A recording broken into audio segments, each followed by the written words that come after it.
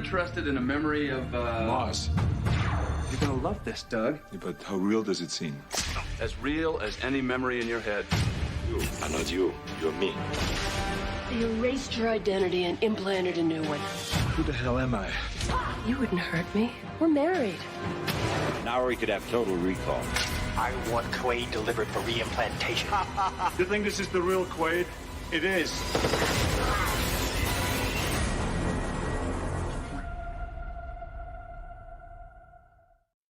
I think that was your best one yet, man. That was really good. Thank you, man. So how you doing today, buddy? Doing good, and you? Pretty good. Year anniversary of me being on our guest channel. So I actually did a nice little trailer for him. So I hope he likes it, because it was I slaved for minutes over this.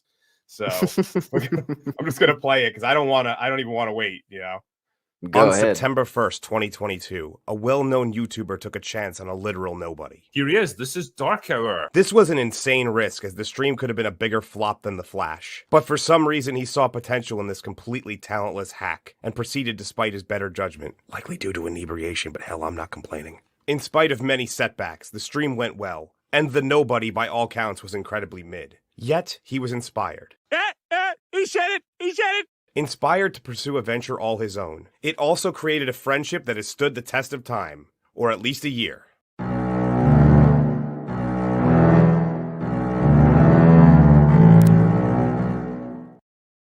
I like that. That's brilliant. I'm not sure if look, ever... Well, I'm sorry. It's funny looking back at that. It's like, oh my god, how different does my background look compared to today? Damn. So I actually have. So this was originally for a sketch that I never ended up making, but I actually have a picture of it that I had. Originally, I was gonna do a sketch, and it was gonna be like the Wolverine with the picture sketch, and it never happened. So I just kind of keep it here. I'm even wearing the same shirt today. Oh my god, that's dedication. It really is. Well, I'm going to assume that you don't just wear the same clothes for an entire year. No. It's actually it's a good streaming shirt because it doesn't say anything, so it doesn't distract people. Yeah. No, or you could go like me and just put your avatar and have a black cat in a suit. It's good enough. That is fair enough. Yeah. But I can't believe it's been a whole year since we talked about Last Action Hero. It doesn't feel like it. No. I mean, honestly, it went so much faster than I realized. When I realized it came up, I was like, shit, I should probably ask Drinker if he's available for that day. Technically the year was yesterday, but this is the Saturday that it was for. So yeah, it's close enough. Yeah, that's pretty good. I'm gonna have to book you for next year, right now, because you're a very busy man. It's best to do it about a year in advance. But I tell you, man, no, it's good to see how well your channel's doing. You got good steady growth, and you're doing well. So thank you. You've helped me out tremendously. You've had me on Open Bar. You've had me. You've tweeted out a couple of my videos. You've helped a lot. Also, shout outs to guys like Platoon and Cynic, who have helped me a lot with exposure, and everybody else who's helped me, Mr. Brown, all my guys, the Blue Collar Losers, Stupenzo, all of you out there, and Tyler Wolf. I actually, my most recent video, I did a nice little tribute to him, because I had severe technical difficulties with my last video. I had to rip it down, and he helped me rebuild it in 48 hours, the whole thing from the ground up. He helped me rebuild it. So it's but yeah. So I don't want to, I know you're a busy man, so I don't want to keep us waiting too long. So it's I say we get right into this movie, because it's what the people are here for. They want some Total Recall. Yeah. Exactly. I want to say, by the way, I just want to say, uninspired reviewer, did you cut together that trailer for the movie? Yeah, I did. It looked really fucking good. Thank you, man. Really honestly, you could make a job out of that. You could just be a trailer designer, because that was really good. It looked great. It flowed well. Well done. Thank you, man. Thank you. And so just wanted to say hello to the chat. Hello, everyone. Thanks for coming. We appreciate you being here and spending your time with the two hosts and Drinker. And so we're gonna have some fun talking about Total Recall, a TriStar Pictures production. One thing I always like to start out with, one thing I always like to start out with is your experience with the movie. What you remember when when it first came out, or Uninspired Reviewers wasn't alive when it first came out. No. So first time I saw it. I mean, when this movie first came out, I think I was like 5 or 6 years old. So like I'm not old enough to have appreciated it at the cinema. It was something that I would have seen at home on home video or something, or just playing on TV, probably with my dad. I think, I probably watched it with my dad because he and I used to watch just action movies of an evening.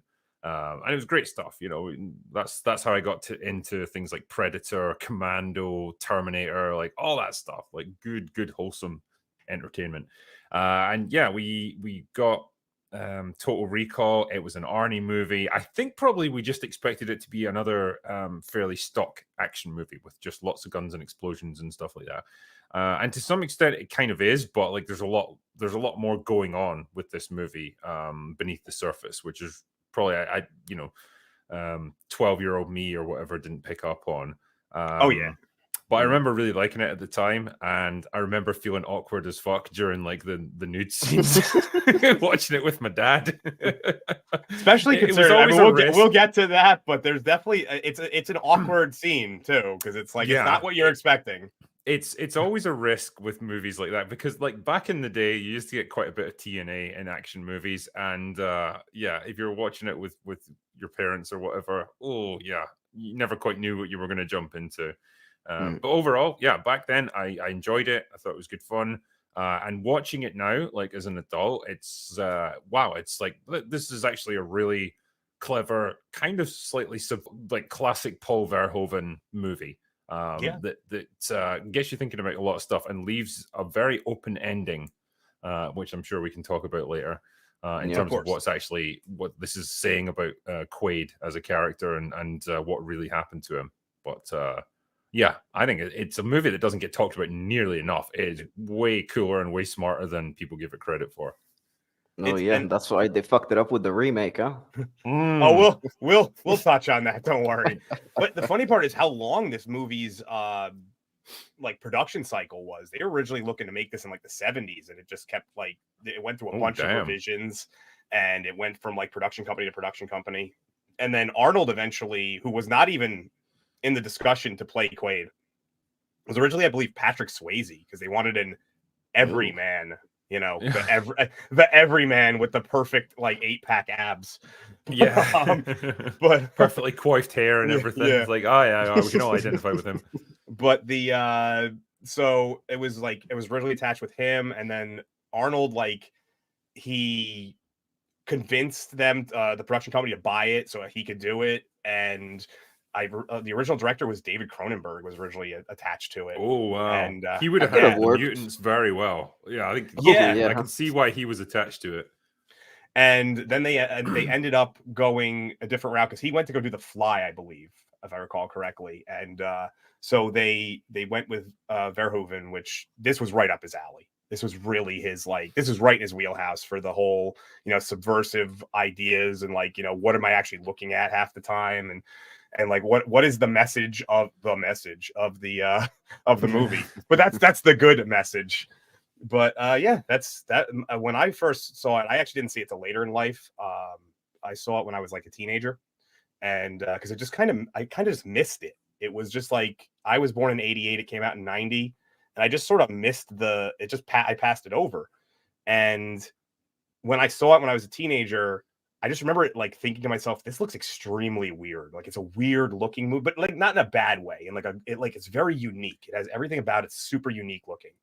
And that always stood out to me, even when I rewatch it nowadays. I'm like, they don't make them like this anymore. It's interesting that Arnold lobbied so hard to do this movie, because it's not a traditional Arnold film. And I don't know, maybe at that point in his career, he was a little bit not burned out, but like maybe just tired of doing conventional action films, and he wanted to do something a bit more adventurous and a bit more interesting. And this just piqued his interest. I'm not sure, but like, good on him for going for something like this. Well, I guess, and it's making it almost happen. directly between the Terminator movies too in terms of their production. So it was like right in like the middle of his two biggest film yeah, I mean, his biggest roles, two films. This is 1990, right? So it would have been like the Yes. year before Terminator 2. Like, they probably would have been gearing up for T2 actually when they did this. Mhm. It would have been right after things like Predator and like, did he start doing the comedies in like 89? I'll look it up real quick. I think he did. Let's see. Yeah, let's have a quick look here. So so in 87 he did Running Man, then he did 88 Red Heat. Then Twins was 88 as well. Yeah. And then Total Recall was 90. So I guess Kindergarten Cop same year. It's funny. I think when I think of Red Heat, I thought that was way earlier in his career, but I guess not. But this was the period of his career where he was starting to branch out and experiment a little bit. Uninspired. I know you weren't alive when it came out, but tell us about your experience real quick. Well, I watched it as a kid, so I was probably about 6 years old when I first watched this, and my dad had it. I think it was on VHS. I'm sure. And I fucking loved the movie when I first saw it. I didn't understand anything, but cool colors, good violence, and I was someone who watched a lot of violent stuff as a kid in terms of movies. But I rewatched it growing up several times, and I grew to appreciate the storytelling, of course. But what I love the most is the first part of the film. It does lose me a bit when they go to Mars because I don't know. I just personally don't find that second half of the film as appealing as the first part, because of the intrigue. But overall, I do enjoy Total Recall. Fucking hate the remake. They never should have made that. But yeah. There is only one thing I'll say good about the remake, since we'll just touch it. I don't mind that they combine the two characters that are Richter and Laurie into one character because it kind of flowed a little. Like the flow made more sense for that character. Then it's the one thing I'll give that movie. I thought you were gonna say it's just because you see Kate Beckinsale, which is always a plus. I mean that. Yeah. I mean, she was top A back in the 2000s. Oh yeah, but I mean, you're talking about now Kate Beckinsale, and now we're talking about peak Sharon Stone here in the original. So like, it's not that's that's a big thing to compete it's against. true. It really Peak is. sweaty Sharon Stone too. They knew exactly how to make the most of Sharon Stone in this movie. they actually her issue of Playboy was released to coincide with this movie, so they really knew how to use her to its fullest. Okay. All right. Well, let's begin. Yeah. All right. Let's get going. All right. A Paul Verhoeven film. Arnold Schwarzenegger in Total Recall. I love the bleeding effect they have there.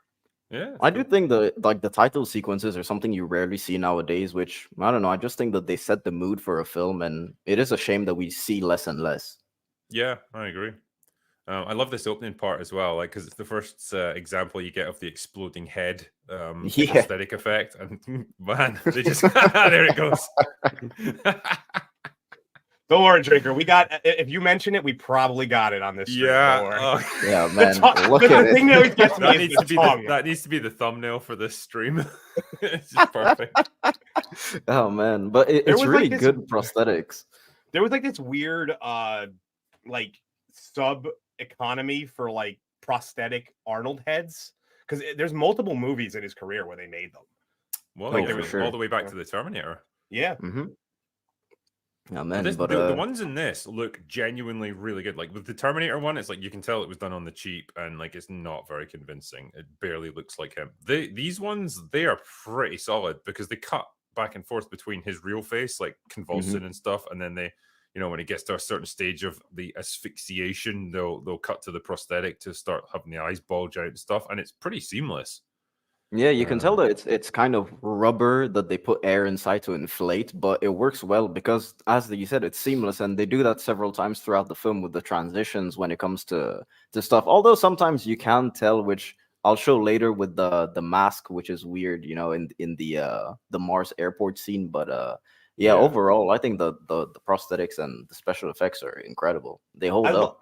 I love how they get to this point too. He like falls down, like they're just like standing there, and he just falls randomly, like by losing. and like tumbles and hits the only rock that's there face first. Like bam, smashes his faceplate. Yeah. So we get a Sharon Stone and Arnold Schwarzenegger in bed. So that's how a lot of guys would like to wake up. You're Arnold Schwarzenegger at his peak, and you're in bed with Sharon Stone at her peak. I think if you'd never want to go back to sleep on the off chance you woke up not like that again. But yeah, so this scene really informs us about Douglas Quaid's character, and it plants the seeds which are also rewarded on a rewatch in terms of Sharon Stone's reactions when it comes to the little things that he says, considering what we know after. Yeah. Well, yeah. Well, she's always trying to diffuse the situation when he starts asking too many difficult questions about Mars or whatever. And she knows how to distract him. There's a lot of times somebody like when he goes to talk about something, whether it be Mars or anything really, there's multiple characters who are his regular life characters, and even like the doctors a little later that they kind of pause. There's like this pause. It's like they'll be like, and then talk, and it gets you wondering like right off the bat, why are they doing that? Why are they like not just immediately reacting like a normal human being would? So it's good intrigue. That's why I like the first part of the movie more than the latter parts when they go to Mars. It's because of all the intrigue and setup that they do, which has pretty good payoff. Yeah, I think so. And so at this point, we have Cohagen and the newscaster. We're basically learning about the extraction of the Terminium orb and about Kuato and his Freedom Brigade. And so all of the stuff about Mars, with the Quaid telling his wife that he wants to go there, which everyone just hates Mars in this movie, which is pretty, it seems like a pretty horrible place to live, to be fair. It's just dusty desert, like inhospitable. The domes that you live in just look like slums. It's like, and plus the domes are basically shattered by bullets, which is, I don't know, the worst safety precaution ever. They don't like double glass it or anything. Like you'd think it'd be like one dome and then like a secondary dome to like protect it. Would just be bulletproof or something like that. Because I love that I love that it's 4x3 monitors too, because you gotta remember it was the 90s, so like we didn't have HD, and it's like, and they're all built into the wall. It's one thing I love about this film is that the tech is grounded in what was at the time, but it's like they kind of advanced it just enough to like, okay, this might be where we would go with this.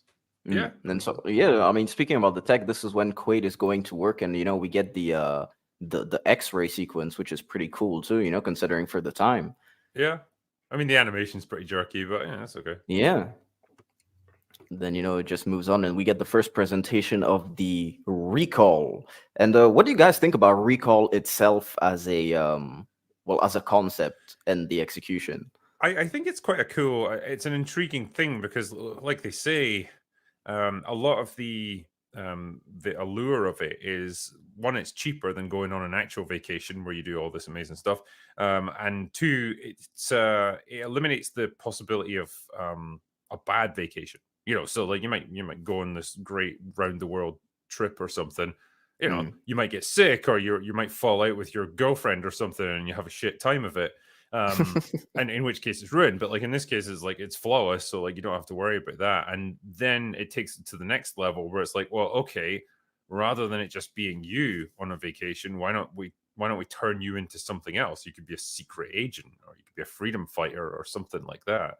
I don't know say how like that's a billionaire playboy at some point. Yeah, I don't really understand how that's meant to integrate into a person's actual memories, because it's like, well, I've got this crazy memory of being like a secret agent for 2 weeks, and then I just went back to being me again.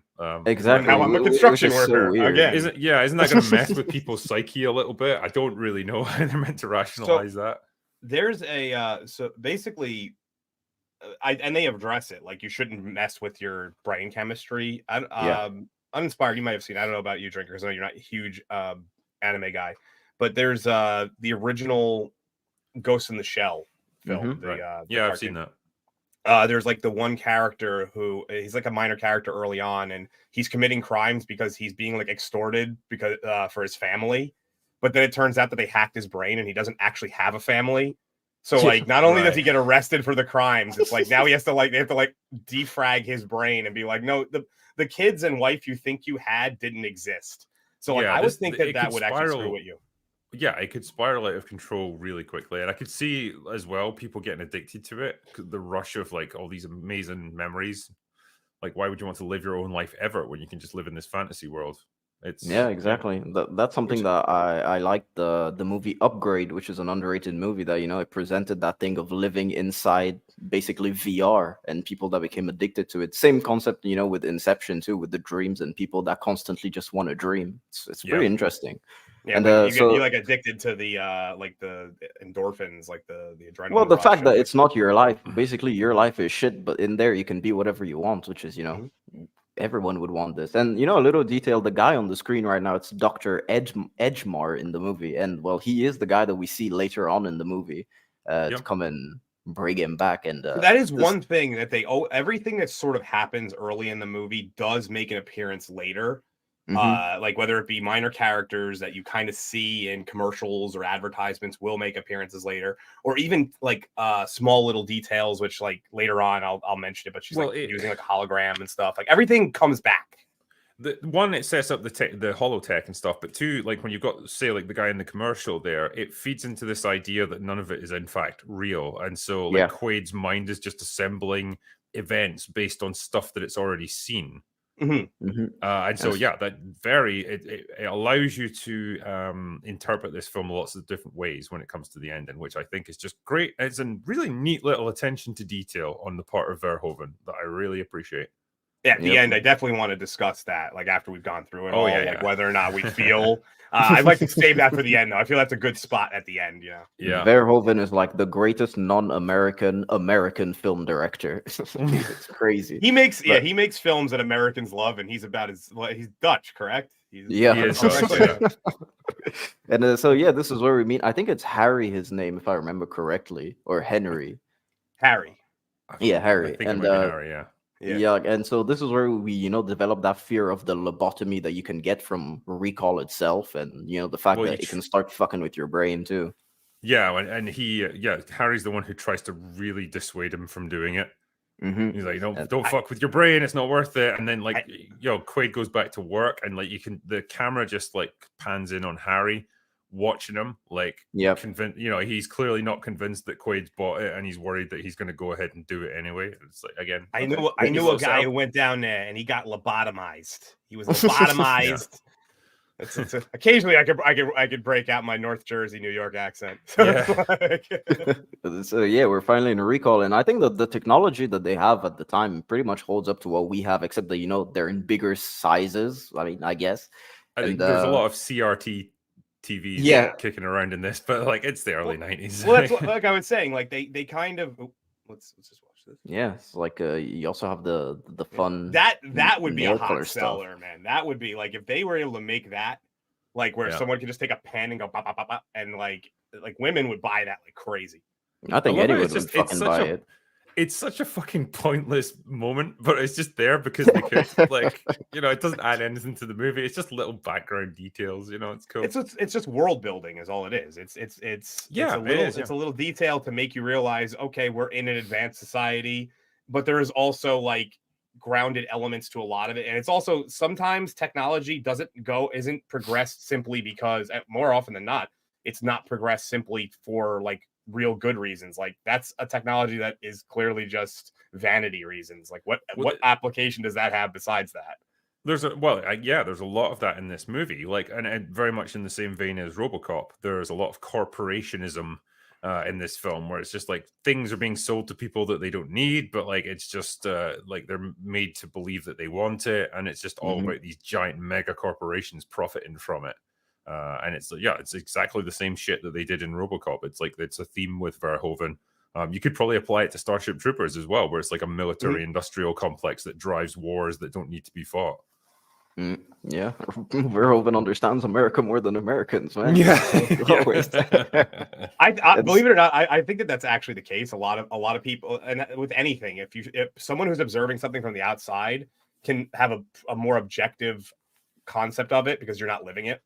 So I think that can work. I love this character, by the way. He's only in like 3 minutes of the movie, but he's one of my favorite characters in the whole He's so movie. sleazy looking, yeah. And yeah, so we get the millionaire, playboy, sports hero, industrial tycoon, and secret agent. What would you guys pick? As if you wouldn't go for secret agent. I mean, what the hell? Who would want to be an industrial tycoon? I don't know. It's a toss up between secret agent and sports hero. I think millionaire, because millionaire playboy is kind of like, if you're a sports hero, you could also be that. Yeah, probably industrial tycoon is like everyone will just hate you anyway. But like it's kind of a toss up between. The only one that's up there that might give it a run for its money is Rockstar. Like I'm actually kind of surprised, and maybe this is just like a modern cultural thing. I'm surprised that superhero isn't there. Oh yeah. Well, I mean, well, today yeah, they would do superhero probably. Today I would pick that one. I would pick superhero, but no, like it'd be funny if like you pick superhero, but you don't get to pick your power. Like they just give you the most random set of powers. It's like you shoot lightning bolts out your dick or something. I didn't ask for this. Yeah, you're immortal, but you're not invincible. So you're just like you're just punching bag man. You just run in and get the shit kicked out of you all the time. Oh man. So basically in the movie, this is where he gives the options, and it's basically what they call the ego trip, and it also sets up the alien artifacts thing with having him set up like having the memories implanted. Which there's also one thing that I think is weird is which you can attribute to your own interpretation at the end of the film is how would they have Maria's face? Not Maria, Melina's face. Melina, yeah.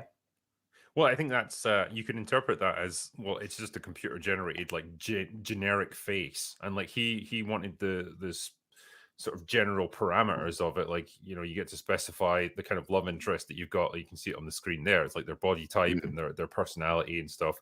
And it might just be, well, that's the generic face that the computer spits out, and so that's what he then sees in his fantasy.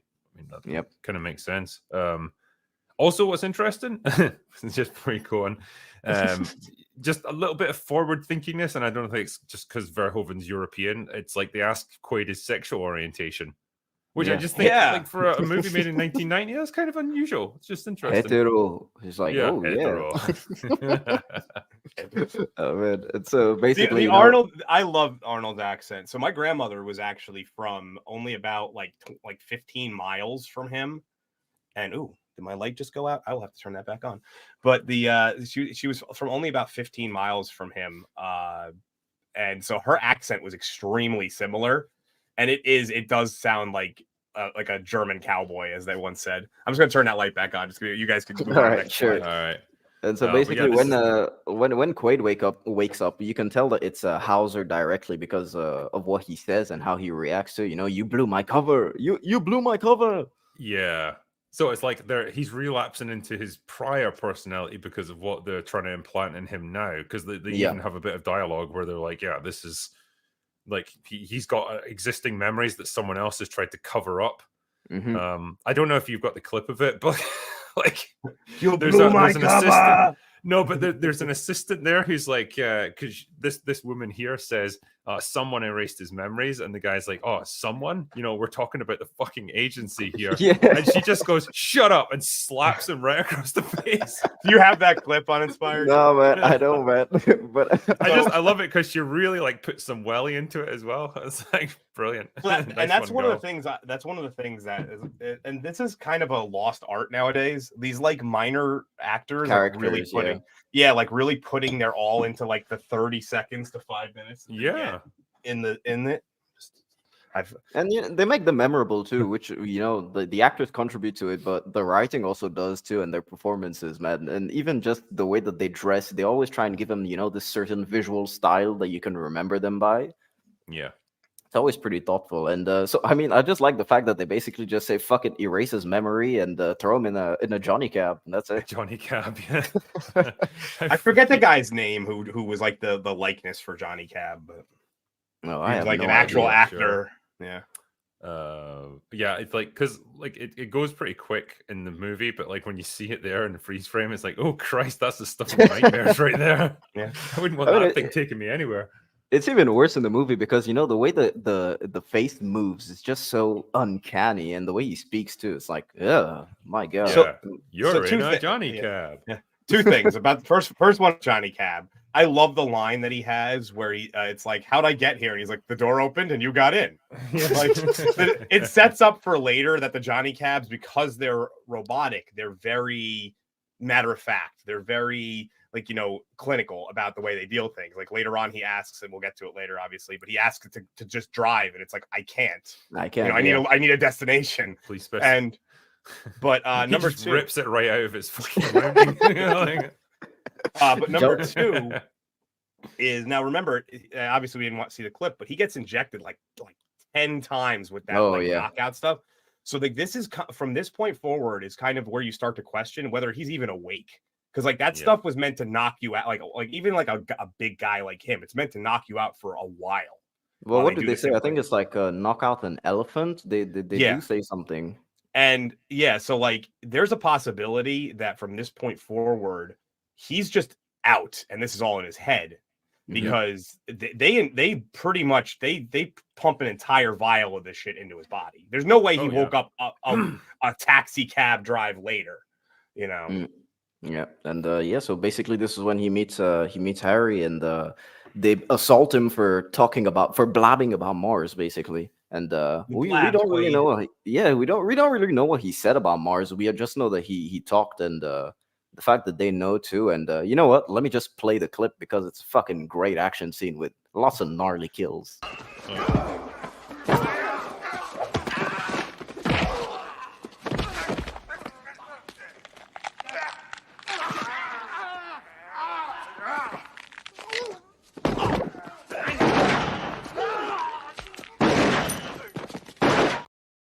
My God. Yeah, look at that frame in there. That's just beautiful. What I love about Verhoeven as well, he never skimps on the gore. Oh yeah. It was originally, the movie was originally X-rated for the gore. They had to tone it down. Yeah, I mean, well, there's bits later on that's like, God damn, they really went for it with this. So I actually have a question for you, Drinker, because I know you're just like squibs, gun porn. You love all that stuff, like more than most. You literally wrote a movie just to do it. So, what do you think about the guns that they have in this movie? It's almost like I've explained them in the past as like if somebody took every single gun that existed and went, it looks like an Uzi now. Like it's like from the, I mean, there's like every gun is an automatic for some reason. So like even just like a pistol, like it fires full auto. So I don't know how quickly they must burn through their ammo, but it's a bit of a hallmark with Verhoeven. Again, if you go back to RoboCop, his signature sidearm is just a thing of beauty. Like it doesn't make any sense, but my God, it's devastating. Same with Starship Troopers. Their guns are really cool there. And the guns in this one, very enjoyable. they cause great harm to human flesh, and it's great to see. And it's like you say, it's all squibs and stuff. There's no CGI gun fire or anything, no CGI blood. It's all like a lot and lots of blood packs. I do want to take a minute. So this scene kind of is where I start to question whether or not it's really happening, because he's not far from like people, right? Like you see him walk up later and there's like people on like the sidewalk above him. Yeah. And like no one's reacting to any of this. They like literally just heard a bunch of gunfire. There's bloody dead bodies that you could see in the open, and no one cares. Well, I think as well, if you consider what the plan supposedly was with Quaid, that Hauser is going to have his memories erased. He's going to become this anonymous guy. He's going to be drawn towards recall to learn about Mars because he's got this desire to go back there. And he's eventually going to get ingratiated with the resistance so that they can all swoop in and kill them. These guys here could quite easily have just straight up killed Quaid. Or at the very least, like their role in this plan was to get murdered by him. Yeah, that's how do you even sign somebody up for that? Like, how do you be like, hey, like because you can't pay them enough. They're gonna die. You don't tell him. Basically, like what he did with Richter. He said that he never told him. Richter. Yeah. But yeah, I mean, there was no guarantee that he was going to survive any of this. Like they could his memories might not have resurfaced quickly enough, and like his training might not have come to the fore, and they could have just executed him, and that would have been that. So Yeah. like that's the first, probably for me, the first red flag that this is not quite what it seems. No, and he just kills these guys so like simply too. It's like, what is it? Like, I think they're showing 4, but if I recall correctly, there was 5 or 6 of them. And yeah, I mean, because I or maybe it was just 4, but like he does like what's like called a guillotine choke at one point, just crushes the dude's neck. Yeah, Like I understand Arnold's strong, but like it's that's not just something you just do, and it's like so like it's very much like a power fantasy happening. Like, oh, I just do this and the guy dies. You know, it's like. So it even plays into that.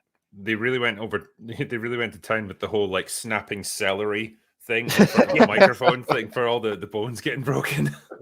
Yeah, he breaks he does that quite. They do that quite a bit in this film. Actually. Yeah, he does. And you know, in addition to what you guys said, well, afterwards, you know, when Richter is basically chasing him down and shooting everyone, you rarely hear about it on the news, even though they do show the news several times after in the movie. So this is also something to support the fact that maybe this is in his mind. Maybe none of this is real. And, man, I do love how the news is like just like the world sucks and you shouldn't go outside. It's kind of like today. Just don't go to Mars. That's it. Fuck it. It actually reminds me, and I've had a conversation with Drinker once before about Predator 2, the news reports in Predator 2, where it's like bodies are everywhere, everyone's dying. Oh, what was it? Hardcore news. Hardcore, yeah. With someone like Pope, something. Yeah, name something Pope. But yeah, like oh yeah. But it's like this bloodbath in southern LA. Yeah. The feared Jamaican voodoo posse strike again. That would be that's such a great like fake news program. But the but yeah, it's kind of like that. Like it's almost like the whole news like all the news and all the media here is designed to like scare people too. Yeah. I mean, hey, America. Hey, nice news.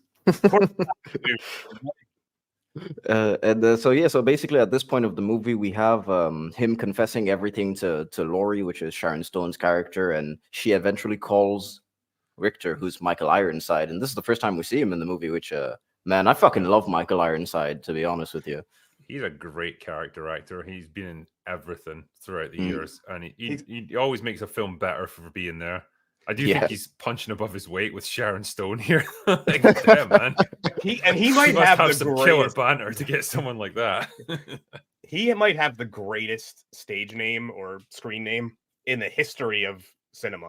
Like Michael Ironside. Michael Ironside. Awesome. It's like he always ends up playing some sort of like ex-military too. Like he does that really well because he's got that look, is true. Like a grizzled military veteran. He's really good at it.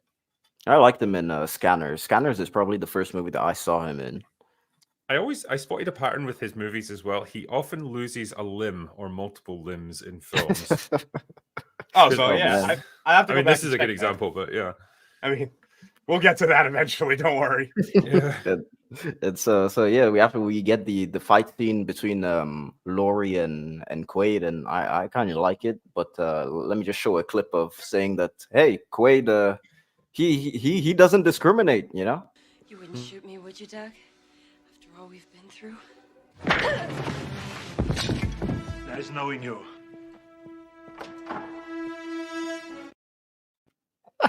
He just does not give a fuck.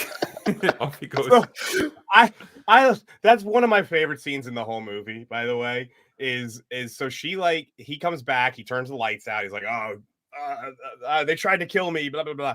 And she like tries to calm him down, then she tries to kill him, then she tries to sleep with him again, but it's all just like to buy time. And she does this like great motion where because she only really has the sports bra on and like some sort of leotard, and it's like the way she moves her wrists is just like it's so fluid.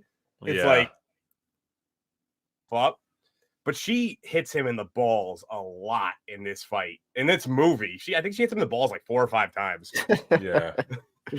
Hey, Michael Ironside's character is happy because of that, because he's jealous as hell because of their relationship, because this dude next to him just eggs him on constantly throughout the movie. It's like, you mean discount Michael Douglas? He's a funny look about him. I don't know if it's the glasses or something, but yeah. Yeah, I always call this guy discount Michael Douglas.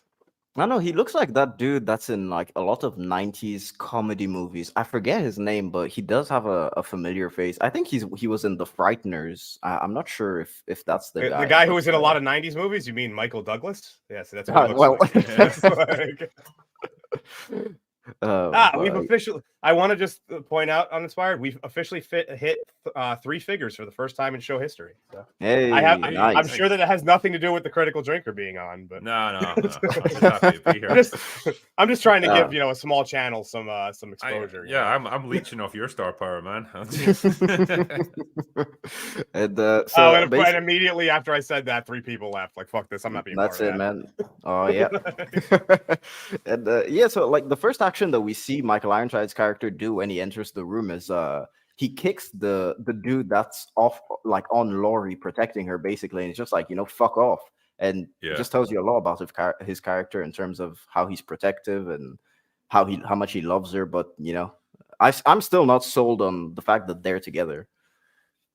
I mean, yeah, I guess he's really rich or something, but like it's interesting though to have a henchman, which is really what he is. But like there's a depth to his character in the sense that, well, he's really invested in her. Like that's his motivation. He's in love with her, and all of this conflict it causes for him, like seeing her having to be with another man as part of the mission. It's pretty Especially, tough for him. Arnold, Yeah, like it's like, this guy's a lot more swole than I am. So Discount Michael Douglas even says it at one point. Like he goes like, "Oh, it was Michael Ironside goes like, oh, it was just a mission." And he's like, "Oh yeah, I'm sure she didn't enjoy it at all," or something like that. Yeah. It's like, I do like it, like in some crazy alternate world, right? Their mission actually succeeded, and like him and Quaid and stuff. Like, sorry, Hauser. Met up for cocktails at Cohagen's like penthouse, and they're like, "Yeah, so it's been a bit of a crazy week, hasn't it?" Hope this doesn't impact our friendship at all. Oh man, so basically they go out and chase Quaid, and we do have this sequence with the X-ray and him bursting out of the glass, which is pretty fucking cool. I mean, there was no need for him to do that. He could have just walked to the other end, but no need at all. Yeah, it doesn't actually save him any time. It saves him no danger because he's still within shooting range of everybody that's there. Yeah, it just because cool. they needed glass to break. That's it. But this poor old soul that's being used as a fucking human shield. Oh god, he gets minced, doesn't he? Oh yeah, I don't have the clip. I'm gonna guess this is Drinker's favorite scene in the whole movie. It's Squib City in this scene. Oh yeah. There's nothing left of this guy. The poor dude. And this is what I was saying. That there is no care for collateral damage because they basically just shoot at the train as it's passing by, and you're like, my god. Even the people basically just react like NPCs.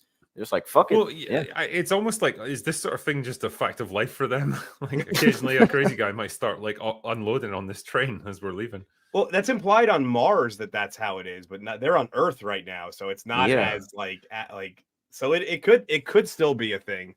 Again, you could probably interpret this as like, well, it's not actually real. Mm-hmm. I mean, I'm just gonna throw it out there. I always interpret it as in his head, because as it goes along, it gets more and more ridiculous. But like I've listened, I listen and accept a lot of people's arguments for it's actually happening as well. So it's always good. A film that's well done should be perfectly balanced so that you could make the argument one way or the other. I think. I mean, when you have a discussion surrounding a film, that's something that can help keep the film alive, and that's what keeps it constantly relevant, And even having relevant themes, always just having themes of family, in Total Recall, they just do everything so good because it's fucking Paul Verhoeven. So basically, what we get is the Michael Ironside. He's talking to Cohagen, and Cohagen says that he should back down, I think. And let me just give my notes. Yeah, so Cohagen wants Quaid alive, basically. And Michael Ironside just wants to fucking kill him out of jealousy at this point. And we just continue to the point where he's inside the hotel right now. And the man contacts him for the suitcase. And this is where things get a bit, this may be fake because it's just like, oh, yes, you told me to come and find you whenever you were in like bad shape and something like, how the fuck does he know where he is? Which just keeps raising questions and questions. This scene with the grandma just always cracks me up for no reason. It's just, again, like it serves no purpose. It's just like she's like this hobo lady who spots the suitcase and she's like, yeah, I'll have that. And he's just like, nope, I need this. Fucking yanks it right out of her hand. It's fantastic too, because like you would think a woman who's like clearly like a foot and a half shorter and probably outweighed by a good 160 pounds here is like, nah, I'm not even gonna try to wrestle this from, but she really tries to get it back from. Oh yeah. Well, they're being somewhat polite to each other, where she's like, I didn't see your name or not, and he's like, I'm sorry, ma'am, I need this. The fact that he just basically does a small bow when he leaves with the suitcase is like, oh yeah. Because Oh, like the fucking towel turban that he's wearing, so they Yeah. can't track him. Which is such a great. weird way to interrupt it. Like, if the trackers are that easily interrupted, like, how did they not come up with better tech? Like, Yeah. all you Yeah. need to do is put a wet towel around your head, because no one's is figured true. that out. Fair enough if it was like a I don't know, a cycling helmet or something with like actual armor or something there, but or an army helmet. Yeah. yeah, maybe something like something- the Magneto helmet, full on metal, just there. Yeah.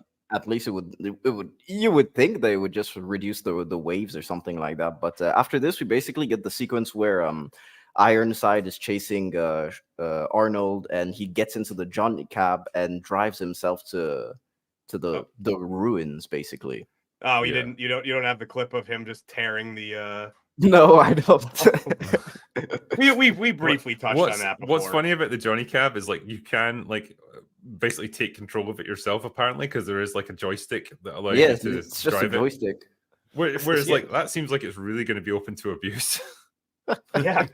It's like the Johnny Cab doesn't actually have arms. It has like just shoulders. Yeah. And so like, why is there a joystick? It's not operating anything. It doesn't need to. It's like it's a very strange technology. I mean, Maybe maybe it's it has, self-destruct as well. yeah, it somehow. does. Yeah, I'm not sure if it self-destructs or short circuits, but definitely it like bursts into flames. And it's- Yeah. I do know that a little fun fact about the movie that all the cars that they mocked up were Mexican public transit cars. I guess I'm assuming that's where it was filmed, in Mexico. But so it was all like surplus transit cars that they just mocked up for this, Right. Oh, which is pretty that's cool. pretty interesting. Pretty Yeah. cool little factoid. The And so- hologram thing is cool though. Like I Yeah. like when they set it up here. It holds up to the hologram stuff a bit, because the version that I have is, I think it's like the 4K restoration, so they may have tweaked stuff a bit, but yeah, it does hold up. But we do have this exposition dump where it's basically Just Hauser hold that. talking to Just Quaid. hold that Yeah. 1 second, Tar. So they've already set up for the hologram technology once, where we didn't have a clip of it or anything, but where she's doing like practicing tennis. And Yeah. so they set up for that there, then they set up for it here, and then it becomes even more important later. So it's a great example of having your payoffs as you go along, and that's such a dying art, the concept of like the setup payoff, and it's just a small example of it, but it's so fantastically done. I mean, it's weird because setup and payoff nowadays, people just basically set up something and pay it off in the next scene constantly. They never really that's do not long that's not a term. payoff. That's literally like that's like taking out of your savings account. That's not a payoff at all. Yeah, and so basically this scene is the big exposition dump of the movie when it comes to knowing what you have to know. So what you get is Cohagen bad, Quaid is good, and he has to fight with the Martian militia, and he has to go to Mars to the Hilton to get his next clue. That's what I would say. And let me just play the clip of him taking out the tracker, because I fucking love it. It's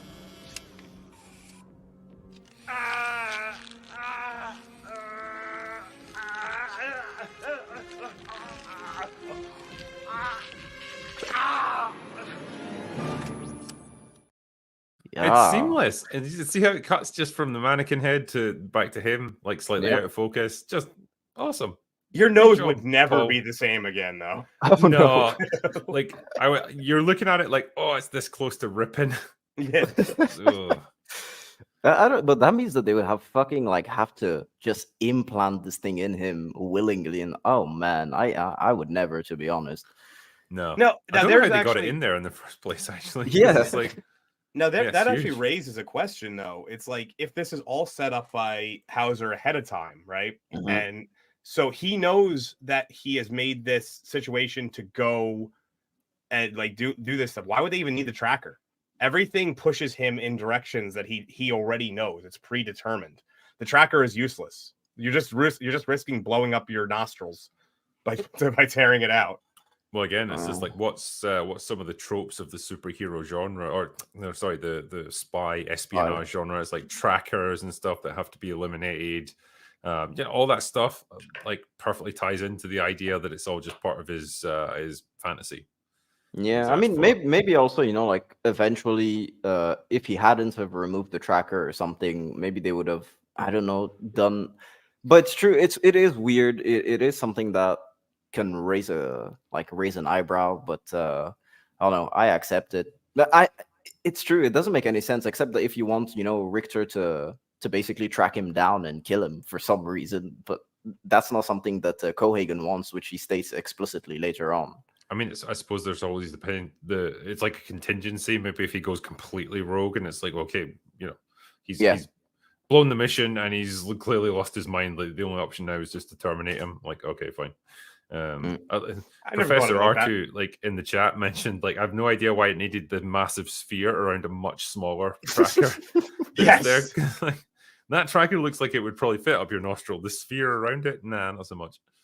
It's just to annoy you, just to give you a cool scene. That's just Paul Verhoeven. It's just because we have this excessive amount of Arnold heads that we want to use. We have all these prosthetic heads. Gotta do some fun stuff with them. We have the one where his nostrils can expand, so we're gonna use that. And so we arrive on Mars, which pretty good miniatures right now, and we learn more about Kuato. Actually, this was one of the last movies to really use miniatures. It was one of the last films. Like they were starting to go towards computer generation at this point in 1990. I could see that. Yeah, I could see that. And yes, we get a bit of information on Kuato with also Arnold's version of Big Mama's house, basically. And yeah, the information we get is that Kuato lives, apparently. Yeah, he does. He does. Well, as we were talking about special effects, let me just play another special effects. Wait.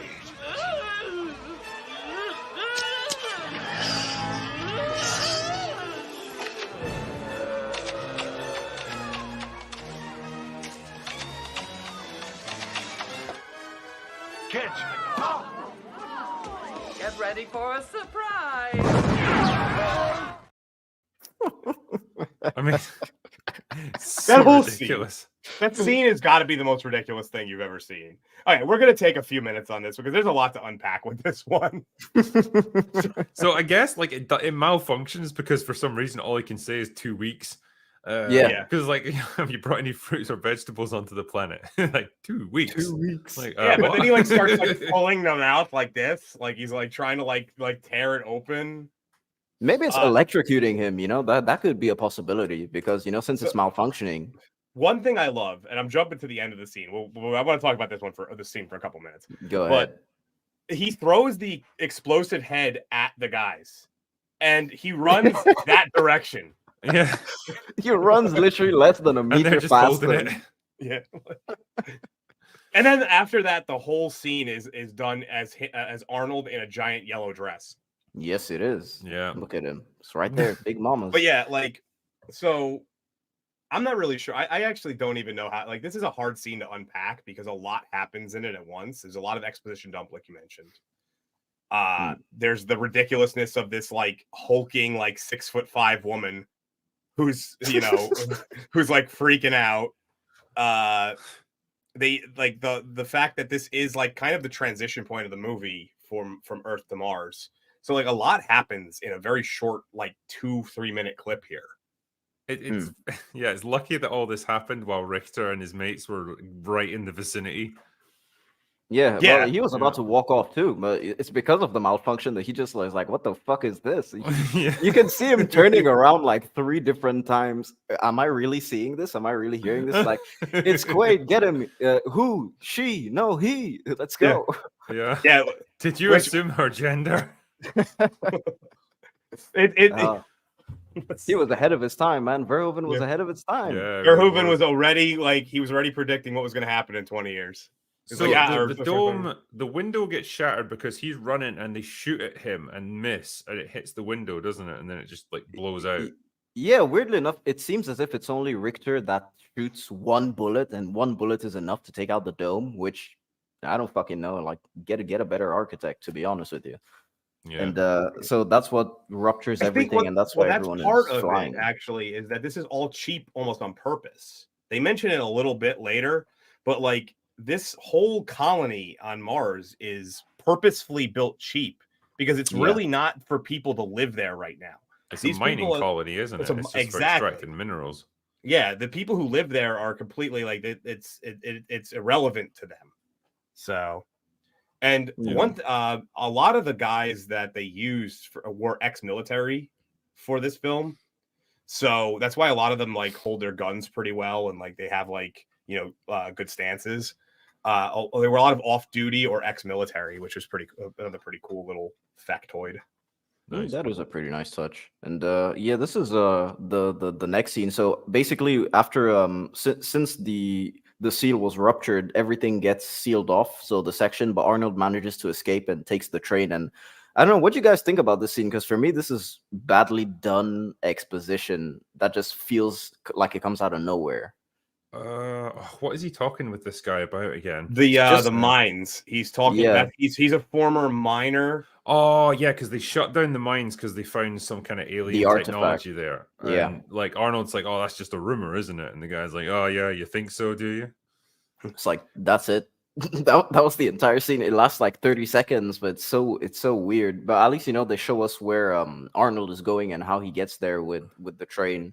But it's funny, like, because see, when we point out like either inconsistencies or just like clunky dialogue like this, my go-to explanation tends to be now like, oh well, it's because it's like not real and it's just like part of his fantasy.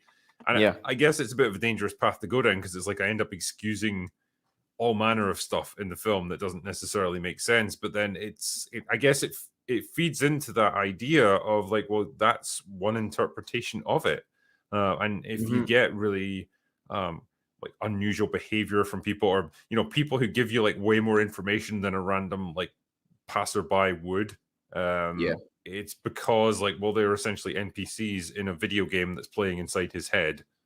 Well, I don't know, we were talking about Tropic Thunder on Two Hosts about two sessions ago. So it was like Two Hosts number 2 is Tropic Thunder, and we were discussing that also, about the fact that you don't know if the film is showing you the actual events that were leading up, or if they're showing you the production of the movie of those said events. So you can excuse some inconsistencies like that too, which I think also applies to Total Recall, basically. Yeah. I just like can you just go back to this? Yeah. This actor. There's a few actors in this movie where I was like, where do I know that guy from? One of them was Harry. It turned out he was Joey Tribbiani's father from Friends. I found that. Really? I looked that Oh, up. Jesus, Yeah. really? And this guy was driving me nuts when I watched it. I was like, who is this guy? He's, if you've seen National Lampoon's Vacation, he's like the mechanic who like extorts them for more money. Like they're like there to get their like tires and stuff fixed, and he's like, and it turns out he's also like the sheriff of the town. So like he's just like, how much money do you have? And they end up spending like $800 for like 4 bald tires. Like, no, man. Well, someone in chat was pointing out he was Michael Ironside's sidekick in V, apparently. Oh, I didn't know that. Oh, yeah, I'm checking off some. We're gonna do in a couple minutes. We're gonna do a brief stop for the super chats and stuff. I'm checking off a couple of the things I see here that I want to bring up as well. Yeah, cool. Sure. So, we'll do them after this scene. So this is basically Richter and Cohagen that meet, and he scolds Richter for trying to kill Quaid, which we know is relevant later because Richter isn't in on it, basically, and Cohagen is just depending on the fact that Quaid needs to stay alive because he's his friend. I mean, if it were me, I'd be like Richter, just like go back to Earth. Sit Yeah. this one out, buddy. Like we don't need you on this one. I don't see the Like, point in clearly having he's- him on the case. Well, Yeah. This Yeah, guy, like- this guy screwed my wife. I need to be on this case. It's Yeah, basically because what it like the is. way he's trying to play it, it's like I want you to like keep tabs on him and track him, but not get too close. It's like, oh, you know, you're asking a lot of this guy, considering he's made it very clear he wants to kill Quaid. Yeah, exactly. And so I mean, it does set up Cohagen as a very authoritative figure, especially to Michael Ironside's character, because even though he is doing something against his will, like not wanting to kill Quaid, you can still tell that he respects Cohagen, even though at the beginning, you know, at the first time, he was, you know, teasing him with turning off the transmitter so that he couldn't hear him. But you can still tell that he does respect Cohagen, which I think is a pretty interesting touch. And so we got Quaid checking in at the Hilton, where he finds his safety deposit box with the note inside, which will lead him to the last resort, where he'll find Melina. And I do like the detail that he checks his handwriting to see if it's actually him. Yeah. One detail that annoys the shit out of me about this scene. And I don't know if either of you picked it up. Drinker, I don't know if you rewatched the movie for this or if you're just doing it from memory. The cap on the Sharpie is red. The Sharpie is black. It annoys the shit out of me every single time I see it. I'm like, that's it. The movie's ruined. It's ruined. We're done. And on that note, we'll finish up this scene. Then we'll take a break for some super chats. Yeah, for sure. Well, so basically, he just meets the Benny. cabman. Yeah, Benny. And, he's got 5 kids to feed, man. That's what it is. Or four, depending on what part of the movie you're talking about. It's true, or 4. And he basically just takes him to Venusville, and they go to the last resort. So you know what? Yeah. I think do this is a good spot Like- to take a brief break, but we'll just talk. I like talk how, about just before you stop, like I like how he tries to take Quaid to a different place, and he's like, "Oh, the girls are cleaner and the liquor's not watered down." Like, There is a line too that I love. It's the first taxi driver that tries to grab him, and he's like, "Hey, I got magazines, I got music, I got whiskey." It's like, which is, I mean, nowadays you go in like an Uber, and sometimes there'll be people who have like a mini bar back there for you. But that's like a weird selling point for your. It's like, hey, I have to get to a place. Well, you can get drunk before you get there if you want. hey, Yeah, sign man. me The up. pregame, yeah, the pregame. But like, how could he be making enough to like pay somebody to drink? Like, so like, unless he's charging them for like the whiskey itself, if he's just offering it as part of the service.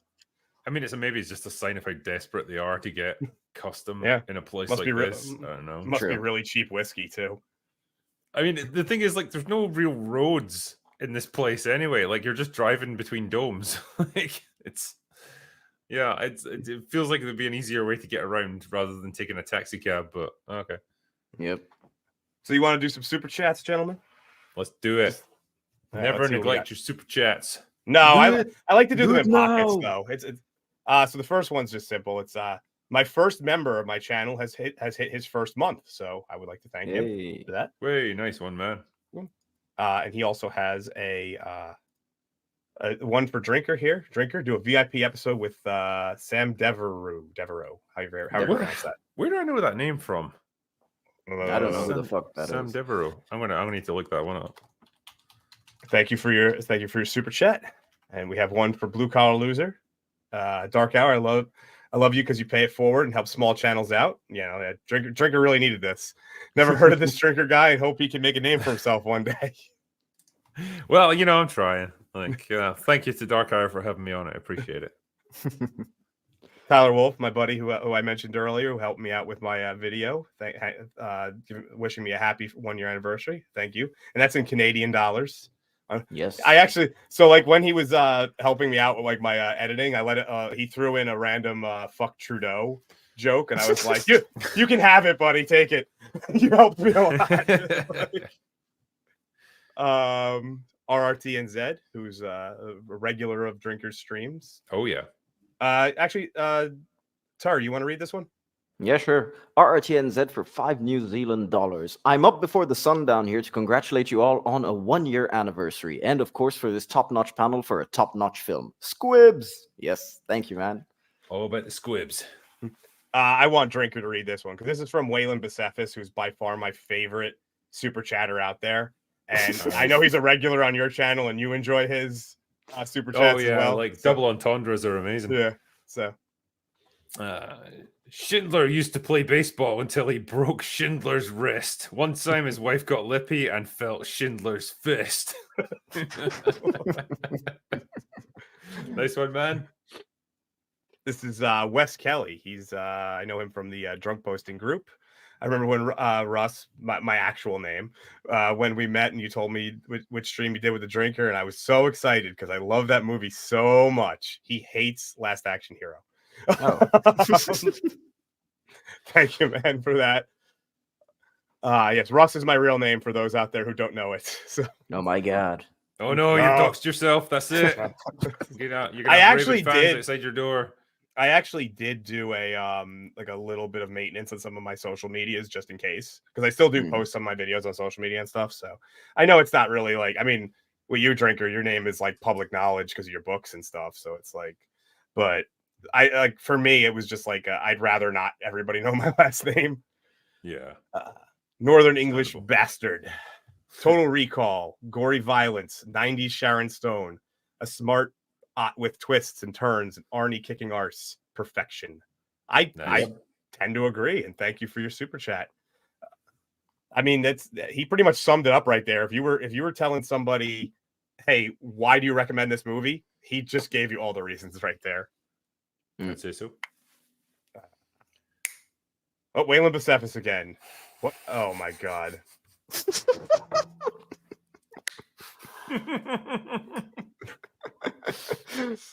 Oh well. Do I have to Can't read argue it? with the man's logic, really. Do I have to read it? Okay. What has he paid? I have to read it. What has 2 legs and bleeds? Half a dog. Oh. You know, I take it back. He's not my favorite anymore. Oh man. Blue Collar Loser again. Jokes aside, we're all looking forward to Rogue Elements and the Rambo prequel comic. Can't wait to review both. Love you guys doing Total Recall. Thank you, Blue Collar Loser. Is there what is the time? I know the time you've been keeping people updated on the timeline for Rogue Elements. What's the timeline on the Rambo comic? Because I have it on pre-order. So yeah, so I mean, we've got a finished version. It was just sent to me a couple of weeks back, so I would expect it's meant to be shipping now, like right now. So I know, like originally it was June. They put it back by a couple of months because basically they got more demand than they were expecting, so they had to print more. And yeah, they messed around with a few of the font things, just a few little artistic details. Even like the choice of like how do we want to display Russian dialogue, versus English, what sort of things like that. But it's finished. We have a final version now, so it should be shipping like anytime right now. I'm excited for that. So I like waffled on it for a while, and I was like, should I order it? Shouldn't I order it? And then I was like, fuck it. I don't care that I don't have the money. So it's like, yeah. I mean, well, it was cool to be involved with like Chuck Dixon and stuff, and Stallone signed off on it, so it's kind of cool.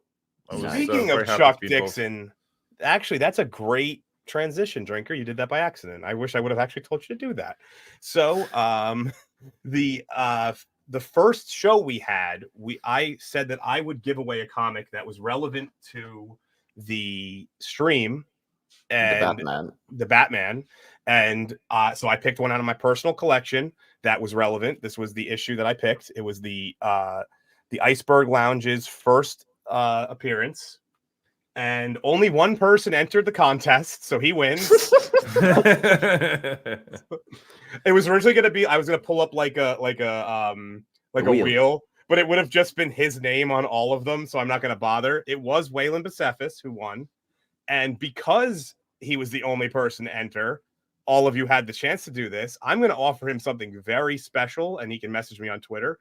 I don't see Chuck Dixon ever.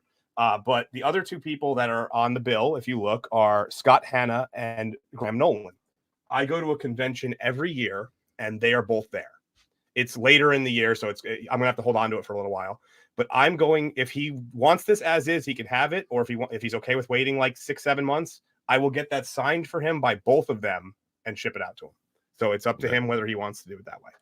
Sure, he can make his thoughts known on the chat. It's pretty cool. There was a few people asking as well where the critical dog was. They're actually all around me, just like sprawled out on the floor. I just didn't have time to set up like the second camera for them. I'm really sorry. Okay. Well, I tried, guys. I tried to book the critical doggo, but they're actually in higher demand, both of them, than Drinker himself. At this point. They've got their own plushies about to come out as well. So. Oh, really? Yeah. Nice. They'll be launching that on Monday.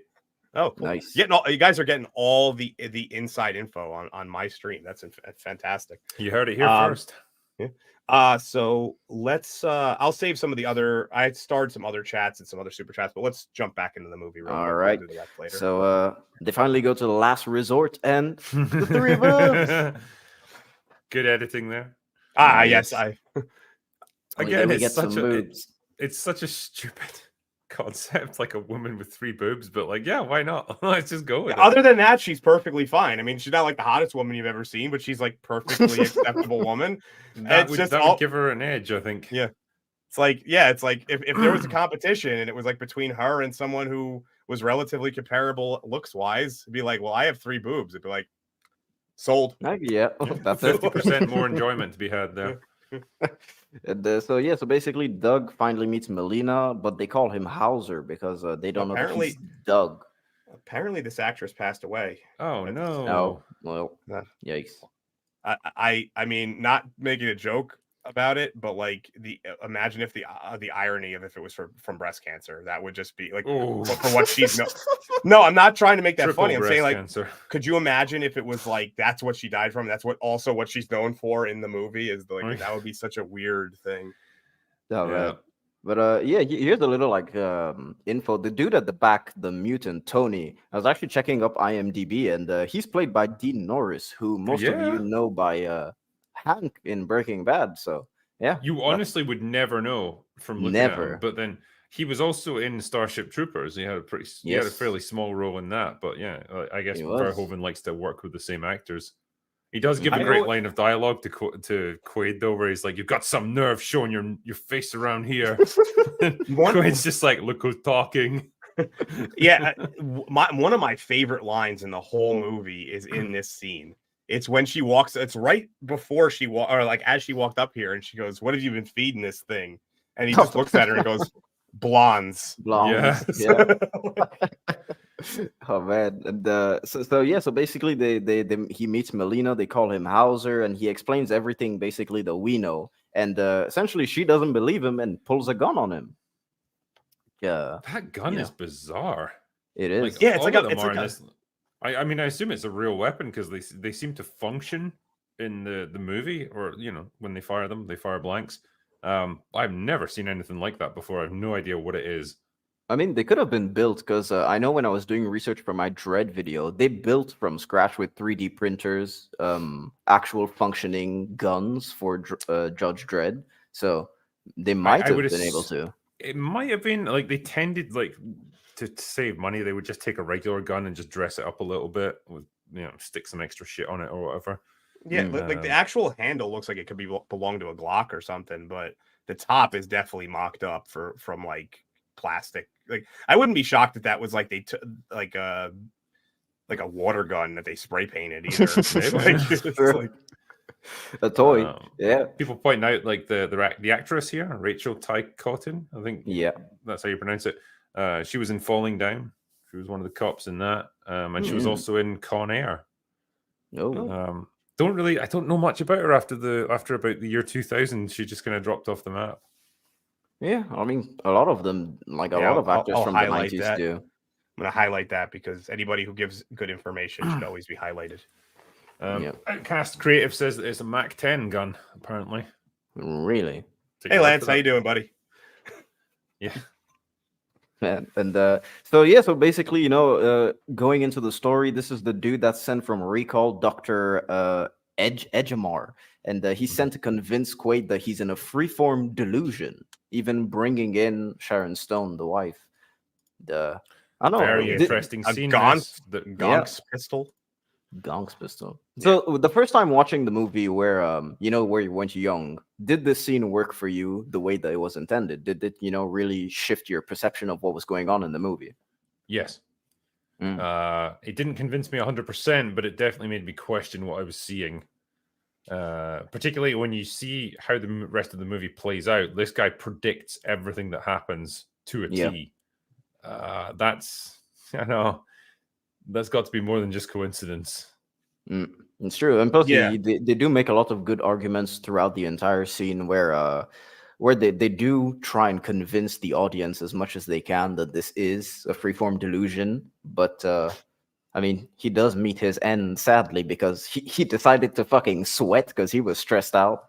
Yeah, but he even says that like, and he doesn't really show fear. Like he just kind of stone faces it the whole time, and that he wouldn't, like, he mentions that he wouldn't die in the real world, but to Quaid he'd be dead, like in his mind. So he'd have no one to guide him out of the freeform delusion. Basically, is what he says. Yeah, and he would spiral even deeper into it. And like you could make the argument that like the bead of sweat that you see on his head is not his; it's Quaid's perception of him. Yeah, it's his mind fighting against this reality. You know, well, talking about the bead of sweat, let's check it out.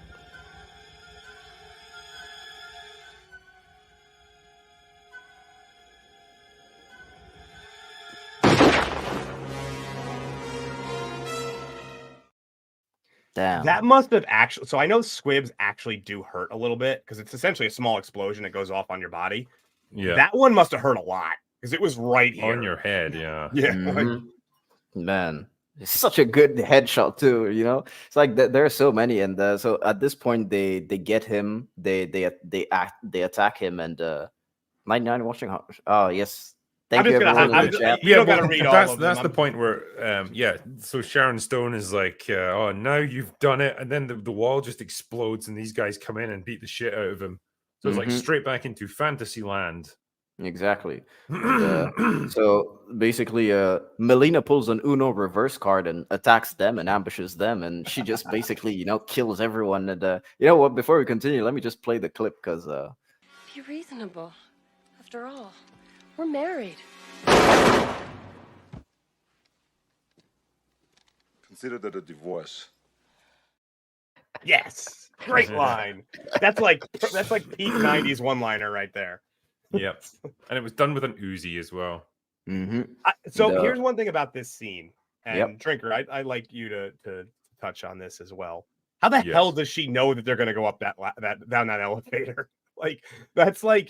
That's where I start. That's actually the scene I often point to, where I'm like, how could she like this is clearly. I assume there's only one way in or out of that room, that apartment, and it's the elevator. And so, but that's the service elevator. They say it in the line. He goes, take the service elevator. How would she know that they were going to use the service elevator? She wouldn't really, realistically. That's one of the scenes where I start to go, this is coincidence. Yeah. I think not. Like, what is interesting is though that I guess the one thing I would question then about all of this is like you get to see scenes where Quaid is not actually party to what's going on, like the scenes between Cohagen and Rico. Richter. Richter, that's the one.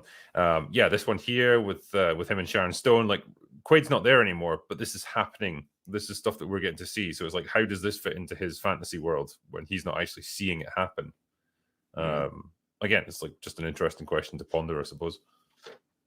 That is true. And so we're basically at the point where he comes across, his wife, and she's dead. So he is very, very angry, and they chase him down to the last resort, basically. And Benny comes to the rescue, just coincidentally, hop in the car, let's go. And they're finally, when they enter the last resort, they open the hidden passage and they enter and escape, while Michael Ironside is just absolutely, he's lost his mind. He just wants to kill everyone because, hey, they killed his girl, which, understandable. And he's just like straight up in revenge mode right now. He doesn't even care about what Cohagen said. That is a cool screen grab, like a midget. This is probably my favorite slide you've done. She's jacked, by the way. Like she really is. She's got some muscle going on. But my God. But like I always think of this, like the recoil off of that would just throw her into that like sign right there. Like she has she only like is in like 2 scenes and she has great lines in both of them. Yeah. So, Well, does she not stab Flat Top right in the balls with a knife? Yes. yeah, she does. And she also offers her services to help Molina with Quaid as well. Yeah, she So, does. Yeah, man. But yeah, so they basically just attack the last resort with everything that they have, but they end up leaving and cutting off the O2 on Cohagen's orders, locking Yeah. them in I think it's like sector 8 or something like that. And one thing I love about when they go into that secret passageway, by the way, is that Yep. like they open it up and they go in and then they immediately put a table and 3 chairs and like set people up right in front of it. Like, no, there's nothing over here. It's like, Yeah. But Yeah, that kind of thing, it I is guess. pretty good. Yeah, yeah. As well, since they are in the militia, they're attacking everyone. They're probably doing that. And this is the scene where we get Benny revealing that he's a mutant too, which Yeah. I don't know. I think that it's a bit naive for them to just say like, "Oh yeah, don't worry, he's a mutant, so he can't be bad," which is a bit of the logic that they present, especially from Melina. I don't know. Well, I What think do you guys he's not think? really given them any reason to doubt him up until this point. Like, because he's clearly not a government guy or anything. Like, he's just a cab driver, and so With 5 this kids. extra, and this extra thing, probably just seals the deal for them. It's like, yeah, you don't really have much motivation or much loyalty to these guys. Yeah. And so yeah, this is the first time we meet Kuato. It's just about made me barf when I was a kid watching it for the first time. Like, oh God, no! open your mind. Open your mind. It's the way that it he is really good moves, too. prosthetics, though. It's really good fucking prosthetics. Yeah, it's great. impressive. Oh man, you can tell the actor. I'm surprised that they didn't have the actor on top, be just him. And I'm surprised that they had, because I'm sure that they needed, to move the puppet around. But there are some scenes where it does look like it's the actual actor. It just looks so damn good. It's actually funny too, because he earlier you see the actor on top like walking, and his shirt is fine. Like it's like just a normal shirt. Like there's no way that you would be able to hide this ever. There's no way. I don't care how big the shirt is. It's impossible. It's magic, man. And so basically, this is where we learn the about the alien structure, and we understand why Quaid knows that Cohagen is afraid of it, and it's essentially what makes O2, and it will purify the atmosphere. And Drinker, did you? I just kind of like. Did you have something you wanted to say about Kuato? It kind of like before we moved on from it. No, I think I made my point about me wanting to barf when I saw him. So. Okay, I wasn't sure. It just looked like you're about to say something. Well, there was one bit where it's like, how he says, like, because Quaid has to sort of touch his hand in order to do the mind meld thing. I'd be like, no, I don't want to touch that. And it's the reaction that he gives too after Quaid touches him is like, oh, you're like, oh my god. Yeah. But yeah, so we essentially understand that there's the alien thing, and this is where they get attacked by Richter with the machines that basically just hit underground, and everyone well, not everyone manages to escape. Only Quaid, Kuato, and Melina managed to escape. But like, see what I mean there? Like, he just looks like he sort of has a little bit of a gut. That's not even close to what it would have been. It would have been like 2 feet off. Maybe of you can body. like enter. Yeah. Maybe he can like comes push out of himself him, doesn't back in, because it's like it's not Yeah. always that big. Yeah, maybe. But- Yeah, maybe. You never know. And this is where we find out that Benny was a traitor. And man, Kuato's last words were, activate the machine and make sure that everyone gets the oxygen. But yeah. So what did you guys think about Benny being a traitor? Did you guys expect it or not? They actually predict it early on. They say when he's at recall, one of the things that you deal with is crooked cab drivers. They actually say that. I caught it. It's the first time I ever caught it was on my most recent watch last night. I never noticed that line before until last night. I never noticed it until you pointed it out. Yeah. That's pretty cool. So this is where Cohagen meets Quaid, and so we get the dump that Quaid is basically a double agent, and it was all a ploy since the beginning with the man with the suitcase, the mask that was provided, the money, and Richter didn't know anything about it, which I still think is dumb on Cohagen's part, to be honest. Yep. And so they want to turn Quaid back into Hauser and Melina into his wife. And man, it is pretty interesting that the stuff that they can do with the technology. Plus, we never did mention about the machine itself, which I think that it's well designed and it's huge, though. We could combine the two conversations right now. It's like it happens twice basically. But yeah, it definitely looks really cool. I love one of the iconic images from the movie is actually coming up. I don't know if you have the slide of it. If you want to the face that Arnold makes when he's in that thing is. Please just tell me you incredible. have that one. I do. No. Just before we go to it as well, or just before we move on, I love the moment when Richter is like, "Excuse me, doctor, is he going to remember any of this?" It's like, no, not a thing. And he's like, "Oh, really?" Just whacks him right in the face. It's like, Yeah. I think it's literally like right after this. It's like literally right here because if I recall correctly, he waits until Cohagen's gone. I think. Yeah, he waits until Cohagen leaves the room, which it looks like that's about to happen, and you can kind of see in the body language of Michael Ironside, like he's clearly already thinking about that scene. So it's like, yeah. And what we get is, on the other side, there's the people from the sector that are without O2 now, and let me just play the clip of Arnold escaping because it's a lot of nice blood, Oh yeah.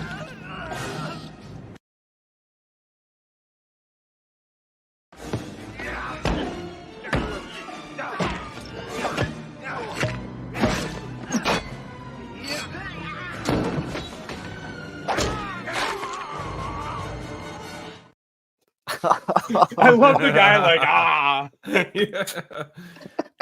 Great prosthetics there. It just looks brilliant. The fact he blocks this metal claw, it's like a metal rod with his arm. It's like I get that that Arnold's a strong dude and like has a lot of muscle mass, but like bones have a maximum. Like I don't care. Like, bones have a maximum amount of impact they could take. The bones could break. Yeah. So as they escape, they're cornered by Benny, who wants to. Well, coincidentally, they need to get into the wall that's behind them, and Benny just pulls up in one of those bulldozers, and they end up killing lucky, Benny. wasn't it? Yeah, it was. He gets such a horrible death as well. Where fucking Quaid just drills him. Oh man, he's like, Benny, nasty. Screw you. So, two things. So first of all, he kind of that scene just comes off so video gamey. Like, oh, we've made it to this spot, and then thus the boss just shows up. It's just so weird. And they needed the boss music. To this day, I use that scene. So in New Jersey, where I live, the southern part has a lot of beaches and stuff that New Yorkers and northern Jerseyers go to. And there's a term for it. They're called bennies. Bayonne, Elizabeth, Newark, New York. Those are the four cities that they come from. And so every year, as soon as I see that traffic, I just scream in my car, "Screw you, Benny!" every time. Oh man, but yeah. So basically, he opens the passageway to the artifact where there's Michael Ironside's character that wants to corner them, and they attack them. But this sequence in itself is pretty weird to me because they shoot through the hologram, but no one gets hurt on either side. And yet that does happen later.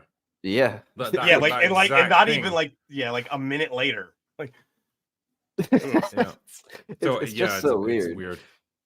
And so they essentially beat all of them, him and Melina, and this is where we get him versus Michael Ironside, and man, that's got to be the most one-sided fight in history. Like Arnold Schwarzenegger versus like a sort of tubby, out of shape, middle-aged man.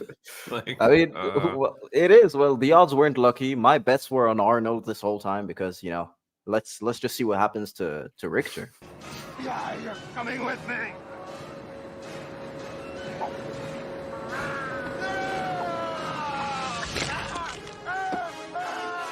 See you at the party, Richter. Line from Arnold there.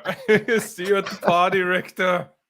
Which is a weird payoff because the payoff is from like it's like a throwaway line where when they're about to do the recall thing to him, Cohagen goes, "Oh, I'm throwing a party later. Can't wait to, hopefully you can make it." It's like such a weird line. But Michael Ironside, that's when he punches him, right? Oh, and, okay, and then he's walking away and he's like, "See you at the party." So it's a you're pretty right, good payoff. I like that. It's a weird, but it's still a little weird of a payoff. It's just like the way that it worked was so like. Well, you thought he was going to make some jokes about like, "Oh, I just disarmed you" or something like something relating to what's just happened. But no, that's fair enough. have just disarmed you. That could fucking work. But I wouldn't be. I would not be shocked if that was they tested a scene with that. I bet you they like- tested a ton of different scenes with Arnold just giving fun one-liners. To be Yeah, honest, like Arnold, just go nuts and give us whatever you got. so this is where we get Cohagen confronting Quaid with Cohagen that just pops out of fucking nowhere. I don't even know why he would be here, except that he wanted to plant the bomb, basically.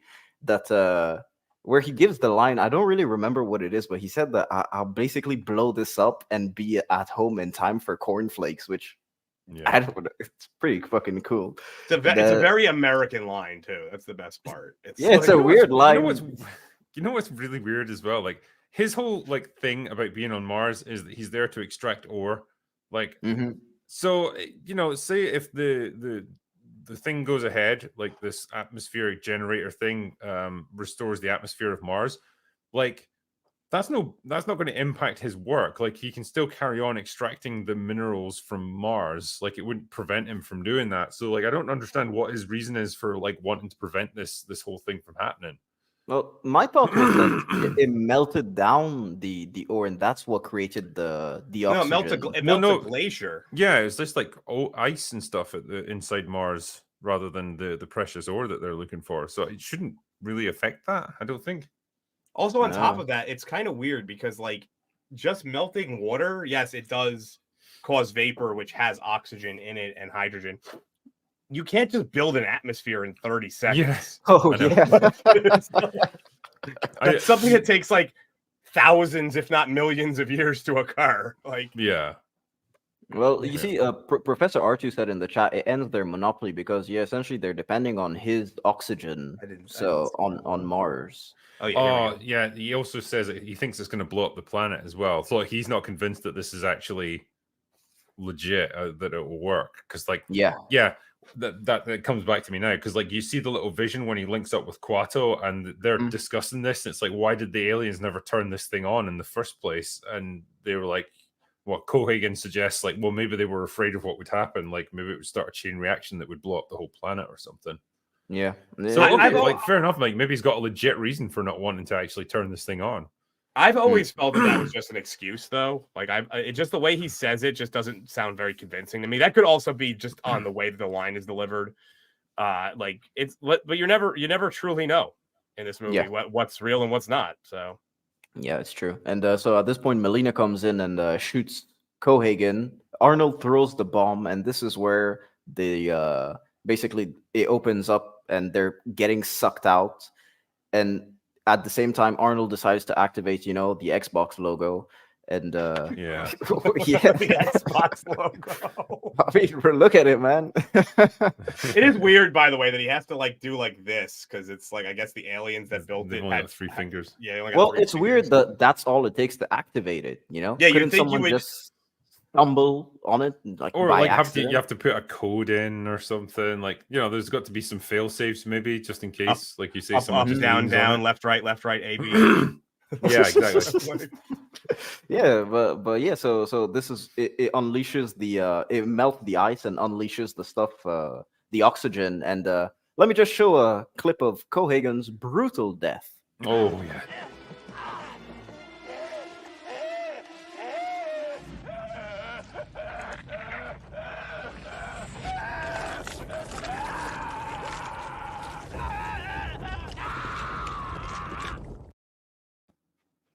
Yeah.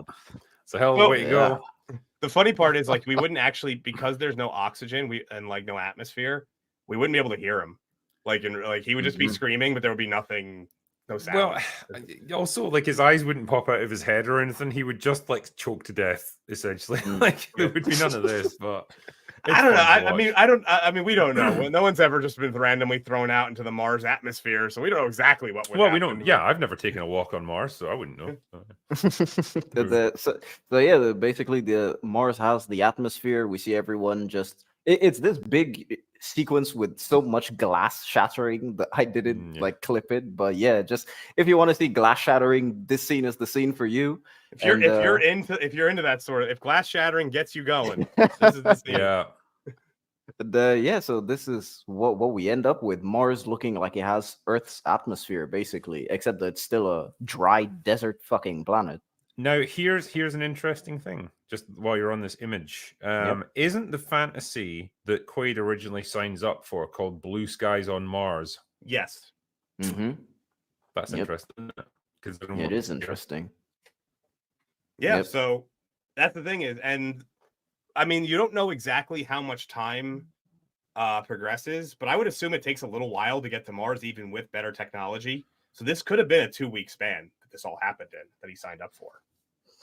True. Like, I would assume it's not like you get on a plane and you're at Mars in like 5 hours. Like, no. Yeah, I would assume that there's some time in the middle.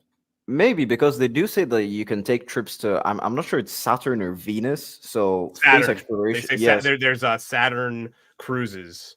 Which I really hope is not on the surface, because that's the last cruise you'd ever take. You were just gonna sink. You were just gonna sink into it. Yeah. Is there? Do you happen to have a clip of like just the final moment of the movie or anything? Yeah, sure. Let me play it. Oh, okay.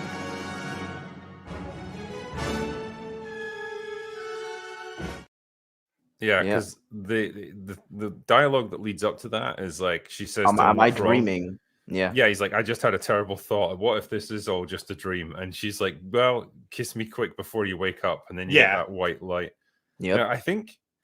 Well, I don't know. Like, whenever you want to get into the sort of discussion about what this means, and so. We could go right into it now. Total Recall, ladies and gentlemen. We've reached the end of the movie, so we'll discuss. And there's a random production team with a dolly and a camera and a boom. Yeah. I want to say to you guys as well that well done for having all these stills ready so that we know what scenes we're referencing and stuff. I can't take any credit. That's all Uninspired Reviewer. He's really good at this stuff. I'm more of the I need you for happy hour. I was on the second to last happy hour, might I add. So it's like, I'm planning. I'm going to do more for October because I'm going to get some people in to do horror movies. Oh, nice. See what we can do there. Cool. But yeah, the happy hour was just to say that was such an awesome experience when that first. Drugger can I collapsed out of like being like, that was so fucking awesome afterwards. But I don't want to go too nostalgic too much about that. But it's like being here to discuss this movie been really good, and like it reminds me of just what an interesting, thought-provoking, fun, goofy, ridiculous, awesome film this is. Like, it's great fun. It's got a bit of everything. It's like, classic Paul Verhoeven for me. It's got what would you say is the best Paul Verhoeven movie for you? It's between this and RoboCop, I think. I both do the satirical element really well. I think this probably is more interesting because it's more of a ambiguous ending than RoboCop was. So I might actually err towards this one. Yeah, RoboCop kind of like, I think the thing that hurts RoboCop is that it doesn't end at RoboCop. They have multiple sequels which don't really do well. I don't know if Verhoeven actually did he direct the other ones? I don't even know. The sequels? Yeah. Not sure. I don't think so. So I mean, it kind of like unintentionally hurts them in that sense, but this one is so like compact and nicely put together, and the fact that people to this day still debate what it is it just goes to show you how awesome it was put together. Yeah. It's true. Just looking up his filmography, actually, what he did in the wake of this. So he did Total Recall, then it was on to Basic Instinct. Nice one, Paul. Showgirls, not so much. Starship Troopers, Hollow Man. I thought it was okay, actually. I like Hollow Man. That's the one with Kevin Bacon, right? Yes. Yeah. Yeah. Okay. Yeah. That was... he managed to fit in a gratuitous bit of nudity in that one as well. Yeah. He just loves doing that. Yeah, I think so. And like, why not? Like, you can definitely tell he's Dutch. They actually, I know for Hollow Man, they had to like really. There's like the one scene where he like sneaks into the girl's apartment. They actually had to take a shit ton out of that because test audiences were like legitimately disturbed by the scene. Yeah, I can see why. Yeah. Well, apparently for Starship Troopers, the shower scene where all the actors are like in the nude, they refused to do it unless he got naked as well. And he's like, "Yeah, fuck yeah, I'm Dutch. That's all I can do to keep my clothes on, really." Yeah. So I mean, I don't know. It's like, yeah, fuck yeah, I'm Dutch. I'll, Yeah. Like, you can definitely tell he's Dutch. That's actually Starship Troopers is on our list for eventual movies. I fucking love Starship Troopers. Whereas that's my job, is going and assembling all the people for the streams and stuff. I would genuinely love to see Verhoeven do a superhero movie, like peak Verhoeven, to do like his satirical take on the superhero genre today. I think that would be really fun. I can't even think of which character he would use, to be honest with you. I wouldn't care, honestly. He can make up a unique new character. Like, I think it would just be his take on it, like, and the sort of sharp, witty observations that he makes about the genre and the characters and everything. Like, I think it could work really well, and it would be a great takedown. But yeah, as for this film, man, I loved it. I loved it back in the day, and like just talking about it now reminded me how fucking good it is. So, Drinker, I know you sort of already showed your hand on it, but which one do you really lean towards? Do you lean toward it's in his head, or do you lean toward it's actually happening? I think I know which one you're going to go with. Yeah, I mean, I think thematically it works better if you say that it's in his head. It fits better with like some of the more outlandish stuff that happens. It ties back into everything that's referenced earlier in the movie, and it's a nice like dark ending to a movie like this, rather than the sort of conventional Hollywood movie ending where he gets the girl and saves the day and everything's great. I think that's a really cool, interesting way to end a film like this. But like, I would listen to anyone who wants to go the opposite direction as well, and they want to go with the conventional ending. I think I'm just gonna do my thing that I do from time to time. Goes to get the there you go. Professor R2 called it. Booster Gold's first appearance. Yeah. He knew where that was going as soon as I stood up.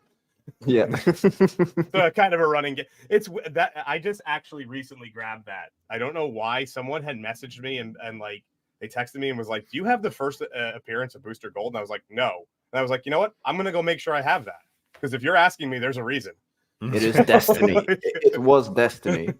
But yeah, I agree. I think it's in his head. I've already given my reasons as I went along. The fact they pump him full of enough sedatives to keep him like probably in a coma for a month. Doesn't and he wakes up supposedly like a taxi drive later. Yeah. He has everything plays out exactly like they say it will. There's no a lot of the things that happen are very convenient, whether it be like they walk into a room and the person they need to talk to just happens to be there. There's just so much, which doesn't make it any less of an awesome film. The whole point is that the concept of recall is that you have memories that didn't actually happen. So it actually plays right into what it's supposed to be.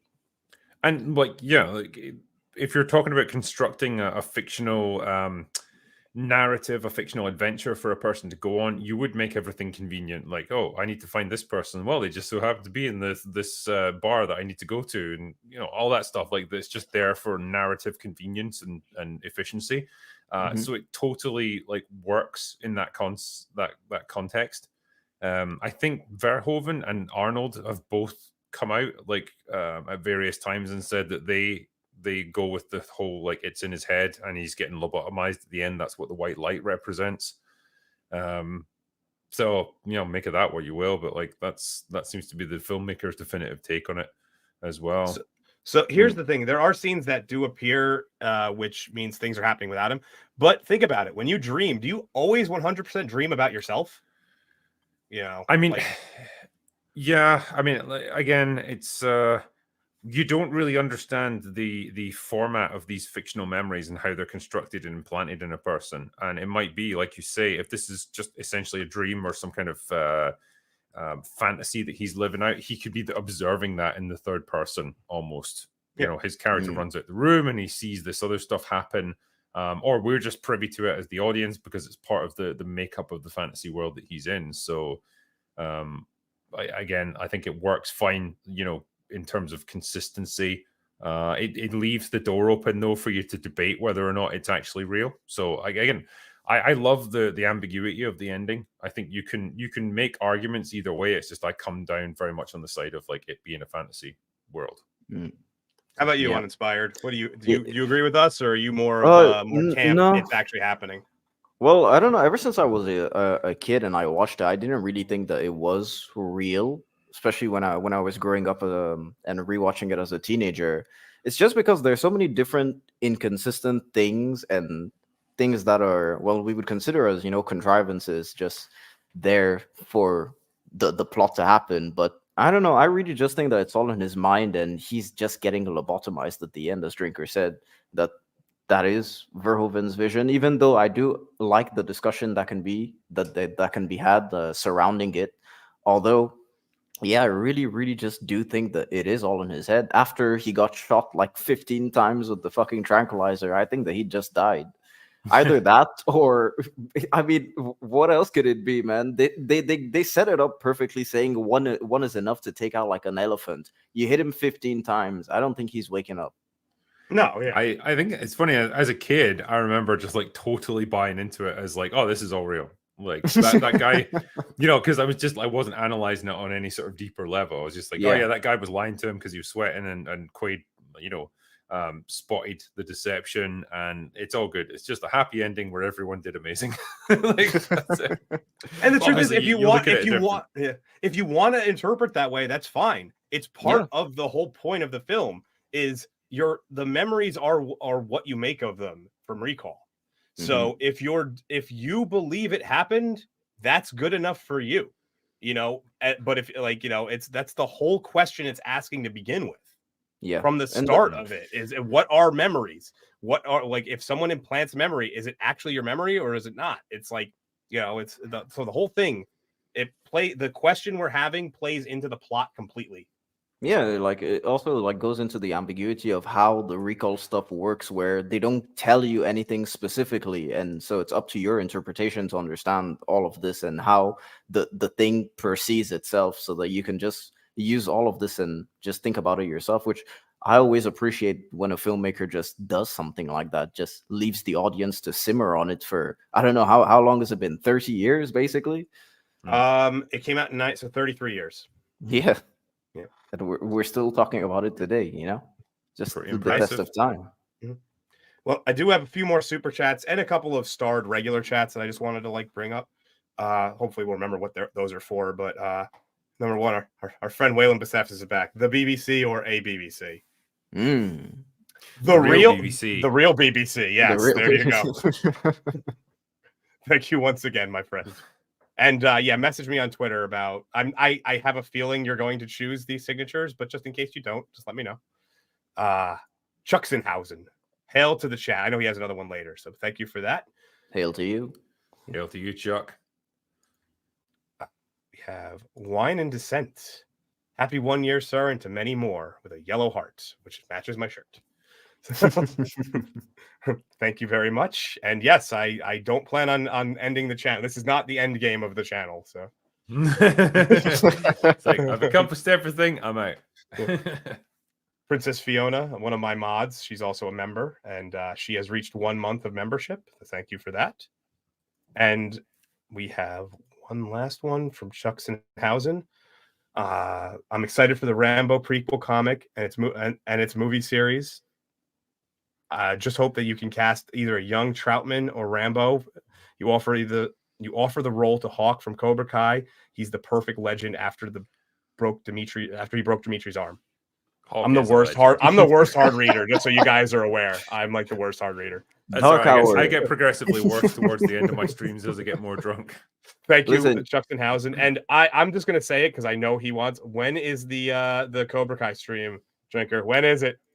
Well, I think it makes sense to do it when the final season comes out, really. And I think it might have been delayed because of the strikes, which is absolutely sucks. But yeah, we got one more that's trickled in here.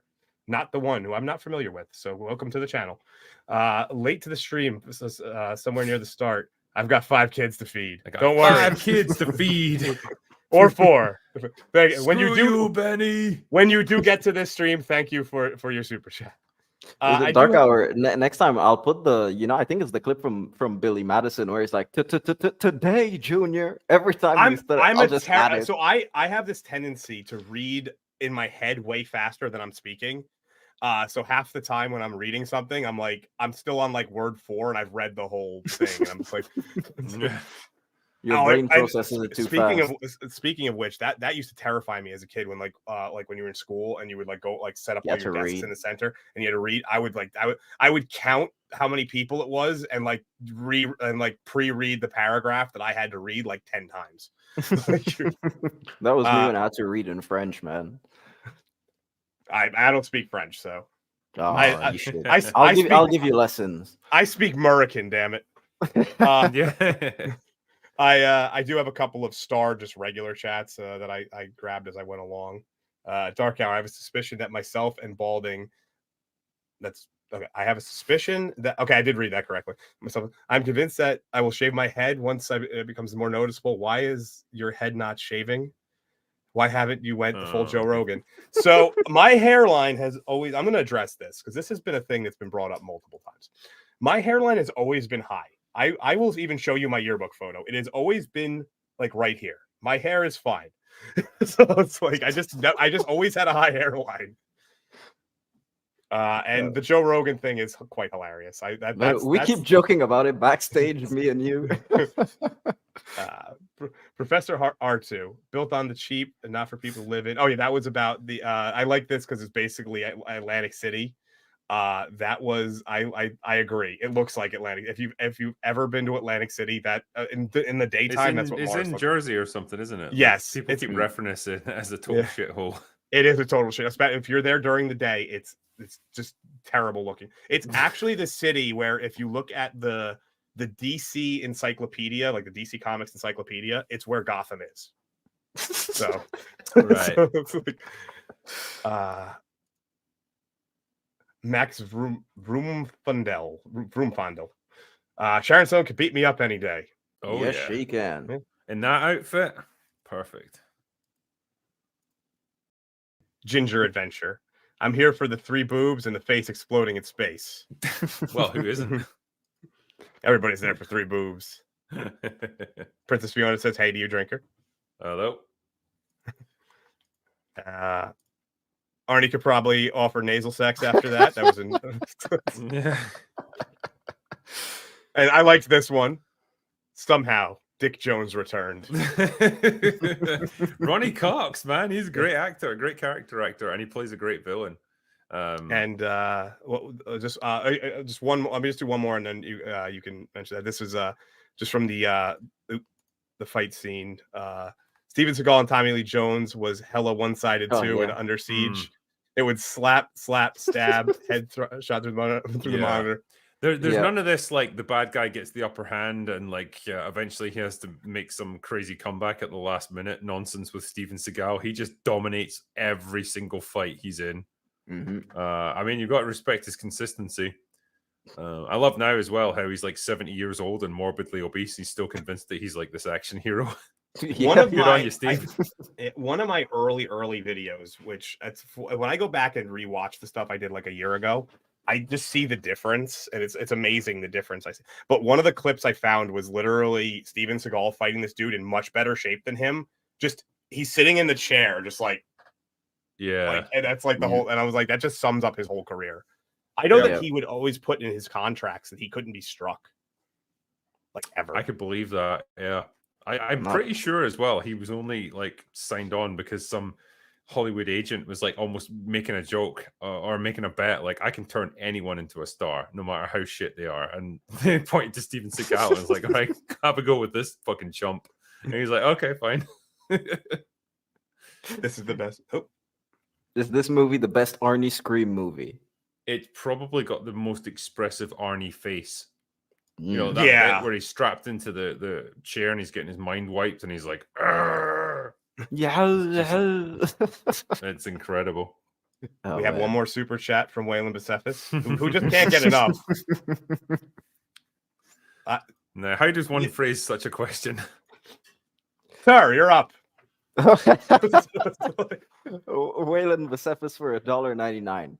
Suck my dick or hi Janus. That's one thing I need to start doing. I apologize there. I'm not good at saying how much it's for. I have to get used to doing that. Don't worry, man. You don't have to. There's no convention to it. Like, yeah. You're fine to just like say their name and off you go. Yeah. Listen, Well, I know, if it Drinker, is- you don't if have it much. is, like if it is Sharon Stone, then yeah, suck my dick, no problem. Oh yeah. Oh, hold on. Can I say Waylon's name correctly in American? Yeah, I can. I just said it. But I know Drinker doesn't have much time left, so I want to Yeah. yield to him any last thoughts he has on the film, or anything else you want to briefly touch on, and then we'll talk like a little bit. But yeah, no, very much enjoyed Total Recall. It was great to like recall it with you guys again, and just it reiterated, I guess, what a fun and smart, deceptively smart movie this is. So I very much enjoyed it. And anything I want to plug? Well, the Critical Doggo plushie is going to be available from Monday, so I'll be talking more about that on my own channel. But yeah, that's going to be available to order. So when I put it up, all the proceeds are not going to go to me. They're going to go to like a Greyhound Rescue Center, where I got my Critical Doggos from. So yeah, it's like, I guess, a little chance to help these guys out because they do pretty good work. So Uninspired's like, I'm a cat. That doesn't help me at all. Yeah. Yeah. Sorry. Listen, man, it's weird because I'm a person who grew up like since I was born until the age of about 13. I grew up in a house with 8 dogs. So Oh wow. yeah, it was pretty awesome. So I'm a dog person. The other like yeah, but on the Why internet, is your I am a cat. why are you a cat then? I don't know if Yeah. dogs Well, is your thing. It's in relation to my real name, which Oh, you guys yeah. just I'm aware. Like, I mean, you could tell, what my real name is. Black Cat Products. There's a certain brand with a certain name, But He's just not gonna give it out there. Yeah, we can guess. We can guess. But yeah, so I just want to thank you, Drinker. You have been like, I've said it before, you're my drunken guardian angel of YouTube. You gave me my start. You've watched out for my channel. You've had me on your channel. You've helped me out so much, and you did this. You came on here. You could have easily been like, I've done enough. But it's just been an awesome year. I hope that this continues. Whenever you need me for if you're ever like, hey, somebody dropped out last minute, can you make it? I'm always there for you. And I just leave work. I've done it before for you. So Yeah. But you didn't get fired, I hope. No, if I get fired, it's gonna be for something else. It's not gonna be for that. But yeah, so it's just been awesome. And I've met a lot of really cool people ever since this whole venture started. From Movie Cynic and Little Platoon have had me on their channel. Mauler is that was a dream come true, because you two were like my first 2 streamers. You weren't even streamers really at that point. Mauler was. You weren't really streaming yet. You were just doing mostly the pre-production style videos at that point. Scripted stuff. And I could probably talk for another 20 minutes about how awesome you've been to me, but I don't want to keep you waiting for too long. So let's just let's wrap it up. So I mean, Dark Hour, plug your stuff, man. So I released my 8 years too late first video on why Ray sucks, and that was that. I really enjoyed that. I'm not expecting it to get like a huge number of views because it's not exactly topically relevant right now, but I really had a lot of fun, and I plan on doing more parts of it as I go along, since odds are we're not going to have too much newer material to work with, so might as well go with some older stuff for a little while. We have like the Marvels coming out, but other than that, it's not a lot of movies coming out that are going to be. So going back and talking about older stuff is fun. Yeah. I mean, in some ways, it's a good thing. It's like gives me a chance to catch up on all the stuff that people want me to watch. So this is I would hate to see your backlog. It's got it. I think we're up to about 11 pages now of A4, just where I've actually written the things down that people want me to watch. So there's a lot. And so on my end, Uninspired Reviewer, my next video is going to be an Old Boy analysis, where the original Old Boy, Park Chan-wook. So yeah, and it's going to be interesting because I'm going to do a bit of comparisons to Greek mythology, where I'm going to compare it to the death of Heracles and also the myth of Orpheus. So yeah, it's going to be a pretty interesting video. That'll be out not next week, but the week after. And yeah, so for the Uninspired Hour or so, the next time we're on will be on my channel, and I think it's in 2 weeks, since it's a bi-weekly show. And I think we're covering Edge of Tomorrow. So with a couple of people. movie. Yeah.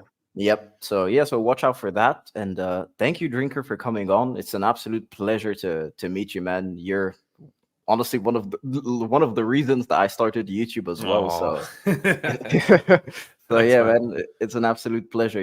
Hey, chat, they say never meet your heroes, but Drinker's a really cool dude. He really is. Yeah, Appreciate he it. honestly is. But so you want to try and take a stab at the outro this time? Because I don't think I did it too well last time. So Last time you did it well. I'm the only person that fucks up the outro. Okay, I'll do it then. All right. But yeah, just thank you to everyone in the chat. Thank you for our moderators. Thank you to everyone who sends super chats. We really do appreciate you. However, we can't leave. Drinker knows. I know where this is going. Okay. I may only have this one shot on my channel ever. So Drinker, can you please do it one time? All right. That's all we've got for today. Go away now.